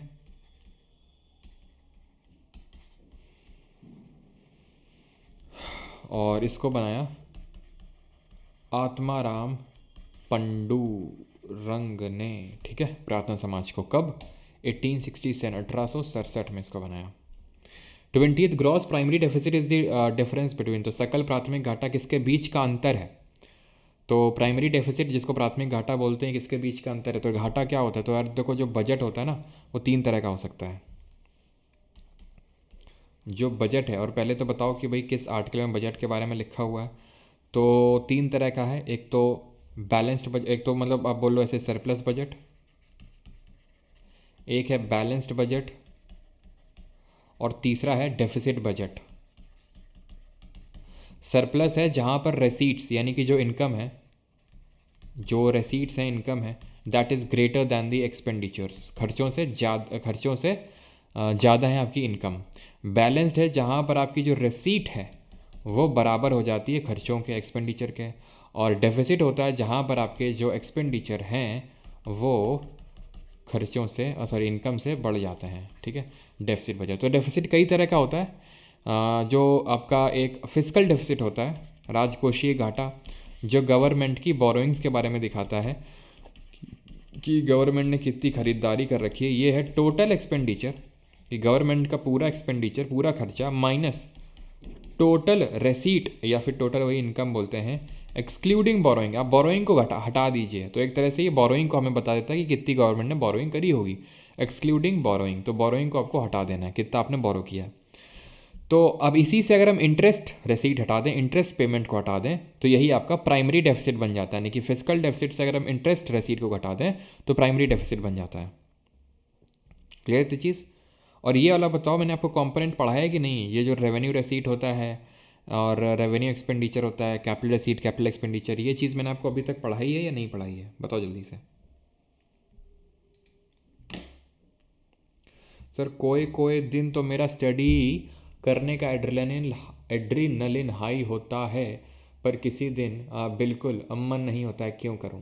क्यों ऐसा है सर? पहली बात तो आकाश, ये एड्रीनलिन नहीं होता है, ये एड्रीनलिन नहीं होता है, ये डोपामीन होता है, पहली बात तो, ठीक है, डोपामीन। एड्रेनलिन वो हमारा फ्लाइट और फाइट हार्मोन होता है, वो ऐसे रिलीज़ नहीं होता है, वो तब रिलीज़ होता है जैसे अभी तुम्हारा रिज़ल्ट आ जाए, कि तुमने कोई एग्ज़ाम दिया, रिज़ल्ट आ गया, तो तुम्हारा एड्रेनलिन रिलीज़ होगा। या फिर मान लो कि उसका मैसेज आ गया, तो तुम्हारा एड्रेनलिन रिलीज़ होगा, ठीक है, उसका मतलब तुम्हारे फ्रेंड का, जो बहुत तुम्हारे लिए इम्पोर्टेंट है। और या फिर एकदम से मतलब तुम्हें एकदम से पता चले बगल में तुम्हारे सांप बैठा हुआ है, तो ये काइंड ऑफ में तुम्हारा एड्रेनलिन रिलीज़ होगा, ठीक है। तो डोपामीन जो रिलीज़ करने के लिए ऐसे मेरे पास कोई दवा नहीं है, ठीक है। तो करना क्या है अपन को मोटिवेशन पे नहीं जाना है। मोटिवेशन जो है, ये जो है मोटिवेशन जो है ऐसे जाता है और ऐसे आ जाता है। तो क्या करना होता है अपने को जो है डिसिप्लिन बिल्ड करना होता है, डिसिप्लिन, ठीक है। पापा जैसे मेरे पहले बोले थे डिसिप्लिन में रखा करो, डिसिप्लिन। तो पता है मुझे डिसिप्लिन का क्या लगता था? डिसिप्लिन का मतलब स्कूल वालों ने जूते चेक करके और नाखून चेक करके ये एहसास दिला दिया था कि डिसिप्लिन का मतलब होता है कि बाल में कंघी होनी चाहिए, नाखून कटे हुए होने चाहिए, जूते शाइन कर रहे होने चाहिए, कपड़े जो ड्रेस है वो साफ़ होनी चाहिए। तो मैं डिसिप्लिन का मतलब यही समझा करता था काफ़ी, मतलब आई थिंक 12 तक मुझे यही पता था कि डिसिप्लिन का मतलब यही होता है। फिर मुझे बाद में पता चला काफ़ी कि डिसिप्लिन का मतलब यही नहीं होता है कि आपके कपड़े साफ़ होने चाहिए, आपके नाखून कटे होने चाहिए। मुझे तो सिर्फ यही लगता था, ठीक है। चलो, तो अभी हम यहाँ पर साइंस के क्वेश्चंस करते हैं। हाँ, मेडिटेशन कर सकते हैं, मेडिटेशन से आपका दिमाग कंट्रोल में होगा, दिमाग कंट्रोल में होगा तो आप दिमाग को वसीभूत कर लोगे, ठीक है। आपको फिर बंगाली बाबा की ज़रूरत नहीं पड़ेगी। जो आप ट्रेन में जाते हो ना, ट्रेन में लिखा होता है बंगाली बाबा से मिले हैं, वसीभूत कर लें उसको, तो वो सारी चीज़ों की ज़रूरत नहीं पड़ेगी। आप मेडिटेशन के थ्रू अपने दिमाग को वसीभूत कर लेते हो। और एक बार आपने अपने दिमाग को वसीभूत कर लिया ना guys, let me tell you, आप ज़िंदगी में जो है कुछ नहीं अचीव कर पाओगे, ठीक है। पढ़ो, काफ़ी कुछ अचीव कर सकते हो अगर आप दिमाग को कंट्रोल में कर लोगे। लेकिन कृष्ण जी जैसे भगवत गीता में भी बताते हैं, है ना, महाभारत के टाइम पर अर्जुन को, कि भाई जो माइंड है ना उसको कंट्रोल करना is more difficult than controlling the wind से भी ज़्यादा कंट्रोल, मतलब वो दिक्कत है। तो इस वजह से, और लेकिन वो कंट्रोल में कैसे आ सकता है, उन्होंने बताते हैं वैराग्य और अभ्यास। वैराग्य का मतलब होता है उसको एक चीज़ पे वापस मतलब एक चीज़ पे टिका के रखना, वैराग्य, बाकी चीज़ों से हटाना, वैराग्य। और अभ्यास का मतलब है वो फिर से उन चीज़ों पे जाएगा, विषयों की ओर भागेगा, फिर से वापस लाना है, फिर से वापस लाना है, फिर से वापस लाना है, वैराग्य। इन दो चीज़ों को कोई भी प्रैक्टिस करेगा वो मार्ती हो जाएगा। ये चीज़ मुझे आज से काफ़ी साल पहले पता चली, तो आज तक काबू में आ तो नहीं पाया। कोशिश जारी है, काफ़ी हद तक आ चुका है, एकदम से नहीं आएगा, लेकिन हाँ आप प्रैक्टिस करते रहिए। और इसके लिए मैं भी इनिशिएटिव चलाता हूँ, आपको पता है, सफ़र करके ज़्यादा ज्ञान हो गया। अभी क्वेश्चन करते हैं। विच of the following animals have a single opening in their digestive system that serves IIT Baba wants to know your location. No. But I don't want to know the location of IIT Baba. हाँ, जब से prediction fail हुई IIT Baba की, I don't want to know the location of IIT Baba. Which the following animals have a single opening in the digestive system and serves as mouth and anus. सोचो, जहाँ से खाना खा रहे हो वहीं से खाना, मतलब चीज़ें निकाल रहे हो, कैसा हो? ऐसा ही होता है प्लेटियल मिंथिस के साथ। प्लेटिलेटिव हुई ना बॉडी इसकी, इनको फ्लैट वर्म्स के नाम से जानते हैं, फ्लैट वर्म्स के नाम से जानते हैं। इसके एग्जाम्पल जल्दी से मुझे दो। इसमें क्या होती हैं? इसमें एक्सक्रीटरी सेल्स होती हैं, एक्सक्रीटरी सेल्स होती हैं जो किडनी के तौर पे एक्ट करती हैं, उनको हम बोलते हैं फ्लेम सेल्स, ठीक। एग्जाम्पल हो गया जैसे कि टेप अपना फ्लैट होता है ना, तो टेप वर्म हो गया, ठीक है। क्या बोलते हैं उसको, प्लेनेरिया, आँख दिखाता है, इसका ऐसा होता है ना, तुमने देखा होगा प्लेनेरिया ऐसा होता है, आँख दिखाता है, ठीक है। ये देन लिवर फ्लूक, ये सब क्या होते हैं? ये प्लेन है, फ्लैट है, प्लेटियल मिंथिस है, ठीक है। कॉमन माउथ है, कॉमन एनस है, मतलब वहीं से खाना जा रहा है वहीं से निकला सब कुछ। ऑर्थ्रोपोड क्या होते हैं? तो ऑर्थ्रोपोड बड़े इंपॉर्टेंट होते हैं। जो ऑर्थ्रोपॉड्स होते हैं इनमें जॉइंटेड लेग्स होते हैं, जोड़े हुए पैर होते हैं, ठीक है। एंड इनमें ओपन सर्कुलेटरी सिस्टम होता है, खुला परिसंचरण तंत्र होता है, ओपन सर्कुलेटरी सिस्टम। इनका जो एक्सोस्केलेटन है, बाहरी जो कवच है एक्सोस्केलेटन, वो चिटिन का बना होता है, काइटिन, जो एक तरह की कॉम्प्लेक्स शुगर होती है। अभी के लिए 3 फैक्ट याद रखेंगे और एक और फैक्ट याद कर लेंगे, it is the largest phylum with in the animal kingdom. तो एनिमल किंगडम में सबसे बड़ा फाइलम होता है ये, ठीक है। ऑर्थोपोड के बारे में पढ़ लिया कुछ चीज़ें, और इसका एग्जाम्पल अगर आप जानना चाहेंगे तो जॉइंटेड लेग्स किसके होते हैं, जैसे इंसेक्ट वगैरह, ठीक है। इसमें जो लार्जेस्ट क्लास होती है ना, इसमें लार्जेस्ट क्लास वो इंसेक्टा की होती है, सबसे जितने भी इंसेक्ट होते हैं सारे इसमें आते हैं, और वो सबसे बड़ा क्लास होता है इसमें। अभी सर क्लास क्या होता है वो भी चलो लगे हाथ बता देते हैं। तो आप ये याद करो, सम गर्ल्स, ठीक है, some girls of our class play kabaddi, some girls of our class play kabaddi. Species, genus, family, order, class, phylum और किंगडम, ये टैक्सोनॉमी का ऑर्डर होता है। टैक्सोनॉमी क्या होती है? टैक्सोनॉमी होता है भाई जहाँ पर हम नामकरण वगैरह करते हैं और हायरार्की पूरी बनाते हैं, ठीक है। तो ये हायरार्की आपको याद होनी चाहिए। आपसे क्वेश्चन ऑर्डर में लगाने के लिए पूछ लेता है कि भाई पहले कौन आएगा, बाद में कौन आएगा, इस तरह से। तो आपको ये सारी चीज़ें पता होनी चाहिए। Some girls of our class play kabaddi. तो किंगडम होता है जैसे मतलब एक प्लानट है, प्लानट के अंदर कॉन्टिनेंट है, कॉन्टिनेंट के अंदर देश है, देश के अंदर आपकी स्टेट है, स्टेट के अंदर सिटी है, ठीक है, विलेज है उसके अंदर। तो इस तरह से आपका, ठीक है। तो किंगडम है एनिमल, फाइलम है ऑर्थोपोडा, क्लास है इंसेक्टा। तो चाहे वो मच्छर हो गया, चाहे चींटी हो गई, ठीक है, कॉकरोच हो गया, जिनके जॉइंटेड लेग्स होते हैं सब आते हैं आपके इसमें, ठीक है। तो ये चीज़ हो गया। तो टैक्सोनॉमी क्या है आपका? कैटेगराइजेशन कर रहा है चीज़ों का। कैटेगराइजेशन जहाँ पर आप करते हैं तो उसको हम टैक्सोनॉमी बोलते हैं, ठीक है। देन एचिनोडर्मेटा, चिनचिनाहट बड़ी होती है इनमें, ठीक है। स्पाइनी स्किन्ड होते हैं, चिनचिनाहट होती है इनमें, स्पाइनी स्किन्ड होते हैं ये। एग्जाम्पल के तौर पे स्टारफिश हो गया आपका, ठीक है। और अराचिनिड्स तो आपका ये आता है ऑर्थोपोडा के अंदर में ही आता है। ऑर्थोपोडा के अंदर एक के तहत ही आते हैं अराचिनिड। अराचिनिड में आते हैं आपके जैसे फॉर एग्जांपल अगर मैं बोलूँ तो स्पाइडर हो गया, ठीक है। अराचिनिड में कौन कौन आएंगे? अराचिनिड में आपके स्पाइडर, जो बिच्छू होता है ना वो भी आपका ऑर्थोपोडा ही होता है, अराचिनिड में आता है। जो मतलब स्कॉर्पियन को बिच्छू बोलते हैं, स्पाइडर तो आपका वो हो गया, क्या बोलते हैं स्पाइडर को? मकड़ी। अच्छा ये बात ट्रू है क्या? मतलब जब मैं छोटा था तो स्कूल में जो है मेरे दोस्त ऐसा बोला करते थे, मेरे घर में तो डिश लगा नहीं था, दूरदर्शन देखते थे, तो स्पाइडरमैन क्या होता है बस वो जो नेम स्लिप आती थी जो कॉपी में लगाते थे, आती थी नहीं नेम स्लिप, इसमें क्रिकेटर वाली होती थी या फिर ये सब तो बना होता था। तो हम पूछते थे भाई ये कौन होता है, तो बताते भाई स्पाइडरमैन है, तुम नहीं जानते इसे? मैंने कहा मैं तो नहीं जानता। बोलता एक बार इस आदमी को जो है जो मकड़ी थी उसने मतलब इसको काट लिया था, फिर पता नहीं इस पर मतलब थोड़ा मूत्र विसर्जन कर दिया था, तो उसकी वजह से जो है ये पूरा स्पाइडरमैन बन गया। मुझे लगता था सही है यार। तो फिर मैं काफ़ी डरने लगा मकड़ियों से, और मम्मी थोड़ा सा डर गई कि एकदम से मकड़ियों से क्यों डरने लगा भाई ये। तो पता नहीं तुम लोगों ने भी स्टोरी सुनी थी क्या? खैर ये स्कूल में काफ़ी स्टोरीज चलती थी, जैसे कि केन अंडरटेकर भाई है ना, केन के ऊपर गंगा जल छिड़क दिया गया था तो उसका मुंह जल गया, ऐसा पता नहीं चलती थी stories. Which of the following is soda lime? निम्नलिखित में से कौन सा सोडा लाइम है इसमें से? Sodium hydroxide, calcium oxide, calcium chloride, calcium oxide, potassium hydroxide, calcium oxide. Sir you forgot to tell about important day in the morning class on which day will Parmar. Rahul ji बहुत बहुत धन्यवाद, है ना, इतना प्यार बरसाने के लिए, है ना। और फेस रिवील का मैं आपको बता दूं कि फेस रिवील की घड़ी जल्दी आएगी, ठीक है, क्योंकि ये मुझे एहसास कुछ टाइम पहले हुआ है, कुछ टाइम से, कि जो है ज़्यादा दिन तक मैं बच नहीं सकता हूँ, ठीक है। तो इसलिए कुछ ही टाइम में बस होने वाला है, आप ऐसे समझ सकते हैं, ठीक है। एकदम इमीडिएट नहीं, लेकिन हाँ सोचेंगे वैसा टाइप है।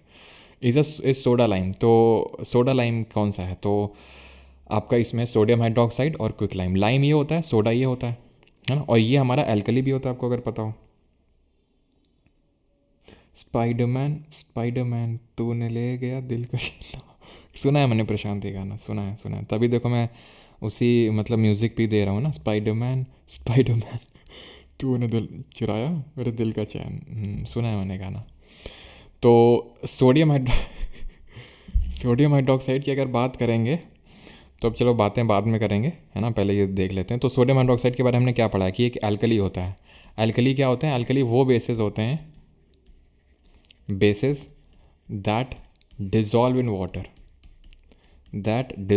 वाटर, उनको ये बोलते हैं। अब ये सोडियम हाइड्रोक्साइड बनता कैसे है? तो अगर आपको याद हो, इसके लिए क्लोर एल्कली प्रोसेस था जहाँ पर हम एक्वस NaCl ले रहे थे और इसको क्या बोल रहे थे बताओ, और इसको क्या कर रहे थे, इसमें इलेक्ट्रोलिसिस करवा रहे थे। तो सोडियम हाइड्रोक्साइड बन रहा था, क्लोरीन गैस बन रही थी और हाइड्रोजन गैस बन रही थी, ठीक है। तो ये आपके कैथोड में एंड ये आपके एनोड में, ठीक है। क्लोर एल्कली प्रोसेस, ये एल्कली था और इसको बोलते हैं ब्राइन, ठीक है। ये क्या है, इसमें हमने अगर H2O रिएक्ट करवाया था तो ये एक कॉम्बिनेशन रिएक्शन का एग्जांपल था जहाँ पर स्लेग्ड लाइम कैल्शियम हाइड्रोक्साइड बन रहा था। देन इसी को घर में मतलब वाइट वॉशिंग ऑफ वॉल्स पे यूज़ किया जाता है, जहाँ पर हम हमारे एटमॉस्फेयर में जो CO2 प्रेजेंट होती है वो फिर से कंबाइन करती है, CaCO3 बना देती है, कैल्शियम कार्बोनेट, जिसको कि हम लाइमस्टोन, मार्बल या चौक के नाम से जानते हैं, जो इसके डिफरेंट नेम्स होते हैं, पहले ही पढ़ चुके हैं। कॉम्बिनेशन रिएक्शन एक एंडोथर्मिक होती है, फिर एक्सोथर्मिक रिएक्शन होती है। कैसी होती है? Which of the following organism that is identify the organism that is not a pseudocoelomate, इनमें से स्यूडोसिलोमेट कौन सा नहीं है?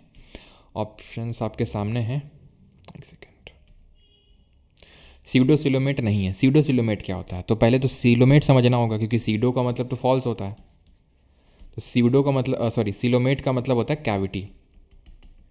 अब होता क्या है ना, एम्ब्रियोनिक स्टेज में एक एंडोडर्म होता है, अंदर वाली लेयर, और एक होता है मेसोडर्म, बीच वाली लेयर, और एक होती है बाहर वाली लेयर, एक्टोडर्म। तो ऐसे जिनके पास तीनों होता है उनको बोलते हैं ट्रिप्लोब्लास्टिक।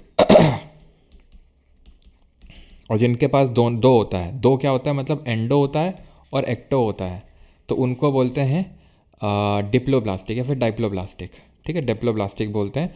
उनमें मीजोडर्म मिसिंग होता है। तो जब एम्ब्रियोनिक स्टेज में जब धीरे धीरे मैच्योर होते हैं तो मीजोडर्म जो है, अगर ये चपक जाता है एंडो और एक्टो से, ठीक है, अगर चपक गया तो बीच में क्या हो जाएगा, कैविटी क्रिएट काइंड ऑफ हो जाएगी, ठीक है। तो उसको हम सीलॉम बोलेंगे, कैविटी, ठीक है। सीलो अगर सीलोम है, कैविटी है तो सीलोमेट, नहीं है तो असीलोमेट, ए लग जाएगा सीलोमेट के आगे। और अगर ट्रू सीलोम नहीं है, लग रहा है सीलोम जैसा लेकिन है नहीं वो सीलोम, तो सीडोसिलोमेट बोलते हैं उसको, ठीक है। उसको क्या बोलते हैं? सीडोसिलोमेट बोलते हैं। स्कॉर्पियन हमारे ऑर्थ्रोपोड होते हैं, ठीक है, ये सीलोमेट होते हैं। अब ये अगर आपको याद है वो ऑर्डर PC² PA³ और MEH वाला, तो आपके लिए आसान है, नहीं तो आपको थोड़ा दिक्कत होगा इसमें कि यार कैसे में याद रहेगा कौन सा क्या है। तो कोई नहीं, कल वाली क्लास में ही मैं आपको ये PC² PA³ और MEH बता दूंगा। जिनको नहीं पता है पता चल जाएगा, और जिनको पता है उनका रिवाइज हो जाएगा, ठीक है। एनसाइक्लोस्टोमा जो होते हैं ये जॉलेस वर्टिब्रेट्स होते हैं, प्लीज़ ध्यान रखना। जॉलेस वर्टिब्रेट्स होते हैं ये। वर्टिब्रेट वो होते हैं जिनमें स्पाइनल कॉर्ड होती है, जिनमें नोटोकॉर्ड होता है, ठीक है। नोटोकॉर्ड क्या होता है? एक रॉड लाइक स्ट्रक्चर होता है, जैसे हम ह्यूमंस हैं, हमारे स्पाइनल कॉर्ड है, तो एक नोटोकॉर्ड काइंड ऑफ हुआ। एस्कैरियस और वुशेरिया की अगर बात करेंगे तो ये दोनों जो हैं एक ही फाइलम से बिलोंग करते हैं। इसमें पूछा है नॉट अ सीडोसिलोमेट, ओके, सॉरी, ठीक है। तो ये भी आपका सॉरी,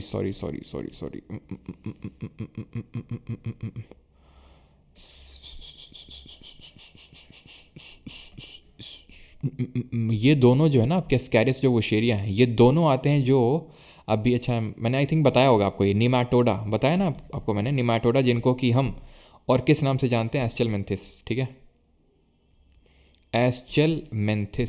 एस्चेलमेंथिस, नीमैटोडा, मुझे क्यों तोड़ा, एस्कैरियस वुशेरिया, दोनों ये बात बोलते हैं, ठीक है। ये इनकी बॉडी जो होती है वो सिलेंड्रिकल होती है, जैसे एचिनोडर्मेटा वालों की चिंचिनाहट होती है, स्पाइनी स्किन्ड होती है।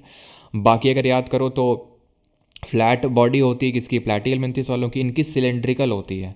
जो हमारे पेट के कीड़े होते हैं ना, फाइलेरिया जिनकी वजह से होता है, तो फाइलेरियल वर्म्स वो भी इसी से ही बिलोंग करते हैं, फाइलेरियल वर्म्स।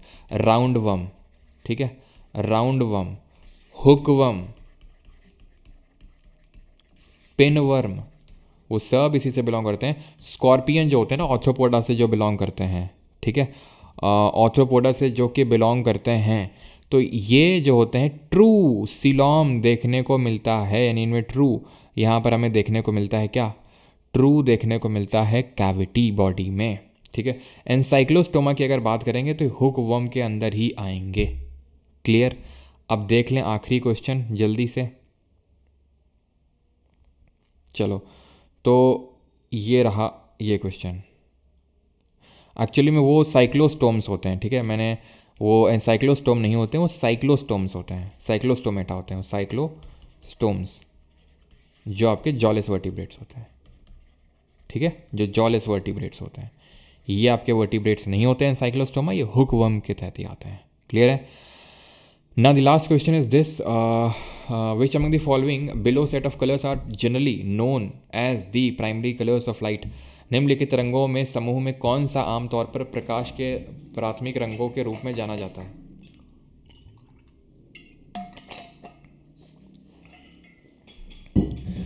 तो ये होता है RCB, नहीं RGB, RGB, GB जानते हो किसको बोलते हैं? हमारे यहाँ टंग क्लीनर को GB बोलते हैं, तुम्हारे यहाँ पता नहीं क्या बोलते हैं। तो RGB। अब क्यों बोलते हैं प्राइमरी कलर्स? बिकॉज इनको अगर आपस में मिलाएंगे तो बाकी के जो कलर्स हैं वो मिल जाएंगे। अगर आप डिफरेंट प्रोपोर्शन में मिलाते हैं उन कलर्स को तो बाकी कलर्स आपको मिल जाते हैं, तो इसलिए इनको प्राइमरी कलर्स बोलते हैं। और आपको पता है एक चीज़, वो तो पता ही होगी आपको, एंड दैट इज़ कि जो वाइट लाइट होती है is composed of 7 different colours, 7 रंगों से मिल के बनता है हमारा जो वाइट लाइट है। और ये चीज़ न्यूटन जी ने अपना जो डिस्पर्जन है उससे शो किया था जब वाइट लाइट पास करवाई थी और 7 रंगों में बिखर गई थी, जिसको कि हम विबग्योर के नाम से जानते हैं, है ना, VIBGYOR. Violet, indigo, blue, green, yellow, orange, red. नीचे बढ़ते हैं तो वेवलेंथ यानी कि लैम्डा इंक्रीज़ करता है, जहाँ वेवलेंथ इंक्रीज़ करेगा वहाँ फ्रीक्वेंसी डिक्रीज़ करेगा, ठीक है। तो रेड की वेवलेंथ सबसे ज़्यादा होती है, जिसकी वजह से रेड को सिग्नल वगैरह में यूज़ किया जाता है, क्योंकि ये उतना ज़्यादा फैलती नहीं है, स्कैटर नहीं करती है। वॉयलेट में जिसका वेवलेंथ जितना कम होगा वो उतना ही ज़्यादा स्कैटर करेगी, यानी उसमें उतना ही ज़्यादा प्रकीर्णन होगा, ठीक है। और रेड में सबसे कम होता है, तो इसीलिए सिग्नल्स जो होते हैं डेंजर वगैरह के तो वो हम इसी के बनाते हैं। क्लियर है, हाई रेडियस। और आगे बढ़ते हैं। और होमवर्क वाला जो क्वेश्चन था पहले तो वो देख लो, जो तुम ट्रैफिक लाइट, हाँ ठीक है। होमवर्क क्वेश्चन ये रहा आपकी स्क्रीन के सामने, जब रिकॉर्डेड ही चला जाएगा तब उसका आंसर देना आपको। और ये रहा था जो पिछला वाला क्वेश्चन था पिछले लेक्चर का, and that is the motion of dash body is an example of uniformly accelerated motion. Dash पिंड की गति समान रूप से त्वरित गति का एक उदाहरण है। डिक्सेलरेटिंग, रेस्टिंग, पैराबोलिक या फिर फ्रीली फॉलिंग। तो जो फ्रीली फॉलिंग बॉडी है वो एक एग्जांपल होता है यूनिफॉर्मली एक्सेलरेटेड मोशन का। फ्रीली फॉलिंग बॉडी क्या होती है? जिसकी जो इनिशियल वेलोसिटी होती है, जो u होता है वो 0 होता है, उसको फ्रीली फॉलिंग बोलते हैं। अब आपको हमने आई थिंक अभी पढ़ा नहीं है, लेकिन जो हमारी लॉज ऑफ मोशन जो होती हैं 3 होती हैं, ठीक है। 3 कौन कौन सी होती हैं? v is equals to u plus a t, याद रखना है। v square is equals to u square plus 2as and s is equals to u t plus half a t square. तो ये हमारी 3 इक्वेशन ऑफ मोशन होती हैं, ठीक। Clear है इतनी चीज़? अगर ग्रेविटी को अगर हम यहाँ पे ले लें, एक्सेलरेशन की जगह एक्सेलरेशन ड्यू टू ग्रेविटी रख लें, तो ये हमारी इक्वेशन चेंज हो जाती है। v is equal to u plus g t हो जाता है, v square is equal to u square plus 2g, s की जगह h हो जाएगा, मतलब वो डिस्टेंस है। अगर हम हॉरिजॉन्टल मूवमेंट ले रहे हैं तो जो s है, जो डिस्प्लेसमेंट है, वो हाइट, क्योंकि अब वर्टिकल ले रहे हैं तो यहाँ पर एक्सेलरेशन की जगह एक्सेलरेशन ड्यू टू ग्रेविटी आ जाएगा। And h is equals to u t plus half g t square, ठीक है। इसको उत्सव कॉन्सेप्ट करके भी हम लोग पढ़ते हैं, उत्सव कॉन्सेप्ट, जहाँ पर u है इनिशियल स्पीड, t टाइम है, डिस्प्लेसमेंट है, एक्सेलरेशन है, और ये फाइनल वेलोसिटी है, उत्सव, ठीक है। तो ये चेंज हो जाते हैं जब ग्रेविटी, मतलब एक्सेलरेशन की जगह एक्सेलरेशन ड्यू टू ग्रेविटी आता है। और अगर ये तो चीज़ तब है जब हम मतलब नीचे आ रही कोई चीज़, डाउनवर्ड मूवमेंट हो रहा है। और अगर अपवर्ड मूवमेंट की बात कर देगा तो यहाँ माइनस का साइन आ जाएगा, यहाँ माइनस का साइन आ जाएगा, यहाँ माइनस का साइन आ जाएगा बीच में। अगर upward movement against the gravity अगर आप किसी चीज़ को फेंकते हो तो, ठीक है। तो और ये चीज़ के साथ साथ आप एक चीज़ और बताओ, एंड दैट इज़ जो यूनिफॉर्म सर्कुलर मोशन होता है, यूनिफॉर्म सर्कुलर मोशन, इसमें क्या चीज़ यूनिफॉर्म रहती है? यूनिफॉर्म सर्कुलर मोशन में क्या चीज़ यूनिफॉर्म रहती है, ये आपको बताना है, जल्दी से बताइए। और आपका स्कोर कितना आया ये भी कमेंट करके बताइए जल्दी से। रिपीट करते हैं, भी रुक जाओ, 20th वाला। तो स्पीड कांस्टेंट रहता है, बिल्कुल बात सही है, ठीक है। वेलोसिटी चेंज होगी, वेलोसिटी चेंज होने की वजह से एक्सेलरेशन आता है, ठीक है। 20वां क्वेश्चन रिपीट करना था। ग्रॉस प्राइमरी डेफिसिट, तो डेफिसिट का मतलब है घाटा, ठीक है।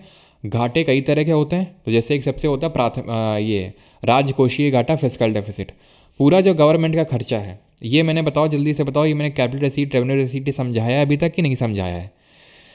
तो इसमें पूरे खर्चे, कैपिटल एक्सपेंडिचर, रेवेन्यू एक्सपेंडिचर दोनों को मिला दो, माइनस पूरे इनकम। लेकिन बोरोइंग को, बोरोइंग मतलब जो तुमने लोन लिया है उसको इनकम मत मानना, उसको हटा देना, एक्सक्लूडिंग बोरोइंग, तो उसको घटा दोगे। तो ये जब आपको घाटा निकल के आएगा, घाटा है इसका मतलब है कि आपके खर्चे ज़्यादा हैं इनकम से, तो खर्चे से इनकम माइनस कर दो, लेकिन बोरोइंग को इनकम मत मानना, तो वो आपका फिस्कल डेफिसिट। उसमें से आप इंटरेस्ट जो आप ब्याज भर रहे हो लोन पे उसको घटा दोगे तो प्राइमरी डेफिसिट आ जाएगा, ठीक है। नहीं पढ़ाया? नो सर, ओके ठीक है, तो मैं कल पढ़ा दूंगा इसको भी, ठीक है। चलिए कितना स्कोर आया अभी?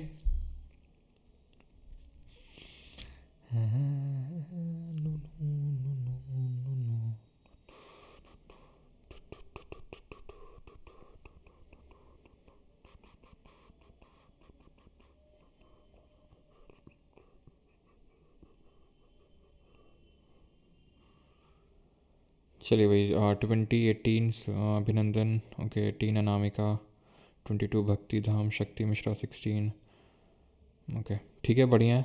बाकी ये पीडीएफ आपको मिल जाएगा, और जिन लोगों को नोट्स लेना है तो वो परमार अकेडमी ऐप से ले सकते हैं, ठीक है।